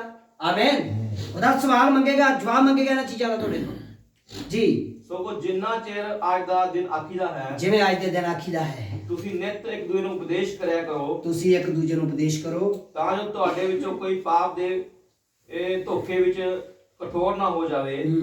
ਕਿਉਂ ਜੋ ਅਸੀਂ ਮਸੀਹ ਵਿੱਚ ਸਾਂਝੀ ਹੋਏ ਹਾਂ, ਪੜੋਗੇ। ਪਰ ਤਦ ਜੇ ਤਾਂ ਆਪਣੇ ਪਹਿਲੇ ਭਰੋਸੇ ਨੂੰ ਅੰਤ ਤੋੜੀ ਤਕੜਾਈ ਨਾਲ ਫੜੀ ਰੱਖੀਏ। ਜੇ ਅਸੀਂ ਆਪਦੇ ਪਹਿਲੇ ਭਰੋਸੇ ਨੂੰ ਅੰਤ ਤੱਕ ਫੜੀ ਰੱਖੀਏ, ਜਿਵੇਂ ਆਖਿਆ ਜਾਂਦਾ ਹੈ, ਜਿਵੇਂ ਆਖਿਆ ਜਾਂਦਾ, ਅੱਜ ਜੇ ਤੁਸੀਂ ਉਹਦੀ ਆਵਾਜ਼ ਸੁਣੋ, ਫੇਰ ਦੁਬਾਰਾ ਉਹੀ ਗੱਲ ਹੋ ਰਹੀ ਤਾਂ ਹੈ, ਆਪਣੇ ਦਿਲਾਂ ਨੂੰ ਕਠੋਰ ਨਾ ਕਰੋ। ਅੱਜ ਕਠੋਰ ਨਾ ਕਰੋ। ਇਹ ਆਵਾਜ਼ ਕਿਉਂ 2-3 ਵਾਰੀ ਬੋਲੀ ਗਈ ਇੱਥੇ ਪਤਾ? ਇਹ ਖਾਸ ਹੈ। ਆਮੀਨ। ਇਹ ਖਾਸ ਗੱਲ ਆ। ਪਹਿਲਾਂ ਇਸਰਾਏਲੀਆਂ ਨੂੰ ਬੋਲੀ, ਫਿਰ ਦੂਸਰੇ ਵਾਸਤੇ ਸੰਤ ਪੌਲੁਸ ਉਹਨਾਂ ਲੋਕਾਂ ਨੂੰ ਬੋਲ ਰਿਹਾਗਾ। ਮੈਂ ਤੁਹਾਨੂੰ ਅੱਜ ਸਵੇਰ ਦੱਸ ਰਿਹਾ ਸੀ ਕਿ ਇੱਕ ਲਿਖਤ 3 ਪੜਦੇ ਪੜਦੀ ਆ। ਆਮੀਨ। ਪਹਿਲੀ ਲਿਖਤ ਇਸਰਾਏਲੀਆਂ ਲਈ ਬੋਲੀ ਗਈ, ਦੂਸਰੀ ਸੰਤ ਪੌਲੁਸ ਆਪਦੇ ਪਹਿਲੇ ਯੁੱਗ ਦੇ ਕਲੀਸਿਆ ਲਈ ਬੋਲ ਰਿਹਾ, ਔਰ ਤੀਸਰੀ ਵਾਰ ਅੱਜ ਸਾਡੇ ਵਿੱਚ ਬੋਲੀ ਜਾ ਰਹੀ ਹੈ। ਸਮਝ ਰਹੇ ਹੋ? ਇਹ ਆ ਖੁਦਾ ਦਾ ਵਚਨ। ਸੁਣੀ, ਬਸ ਸਮਾਪਤ ਕਰ ਦਿਓ।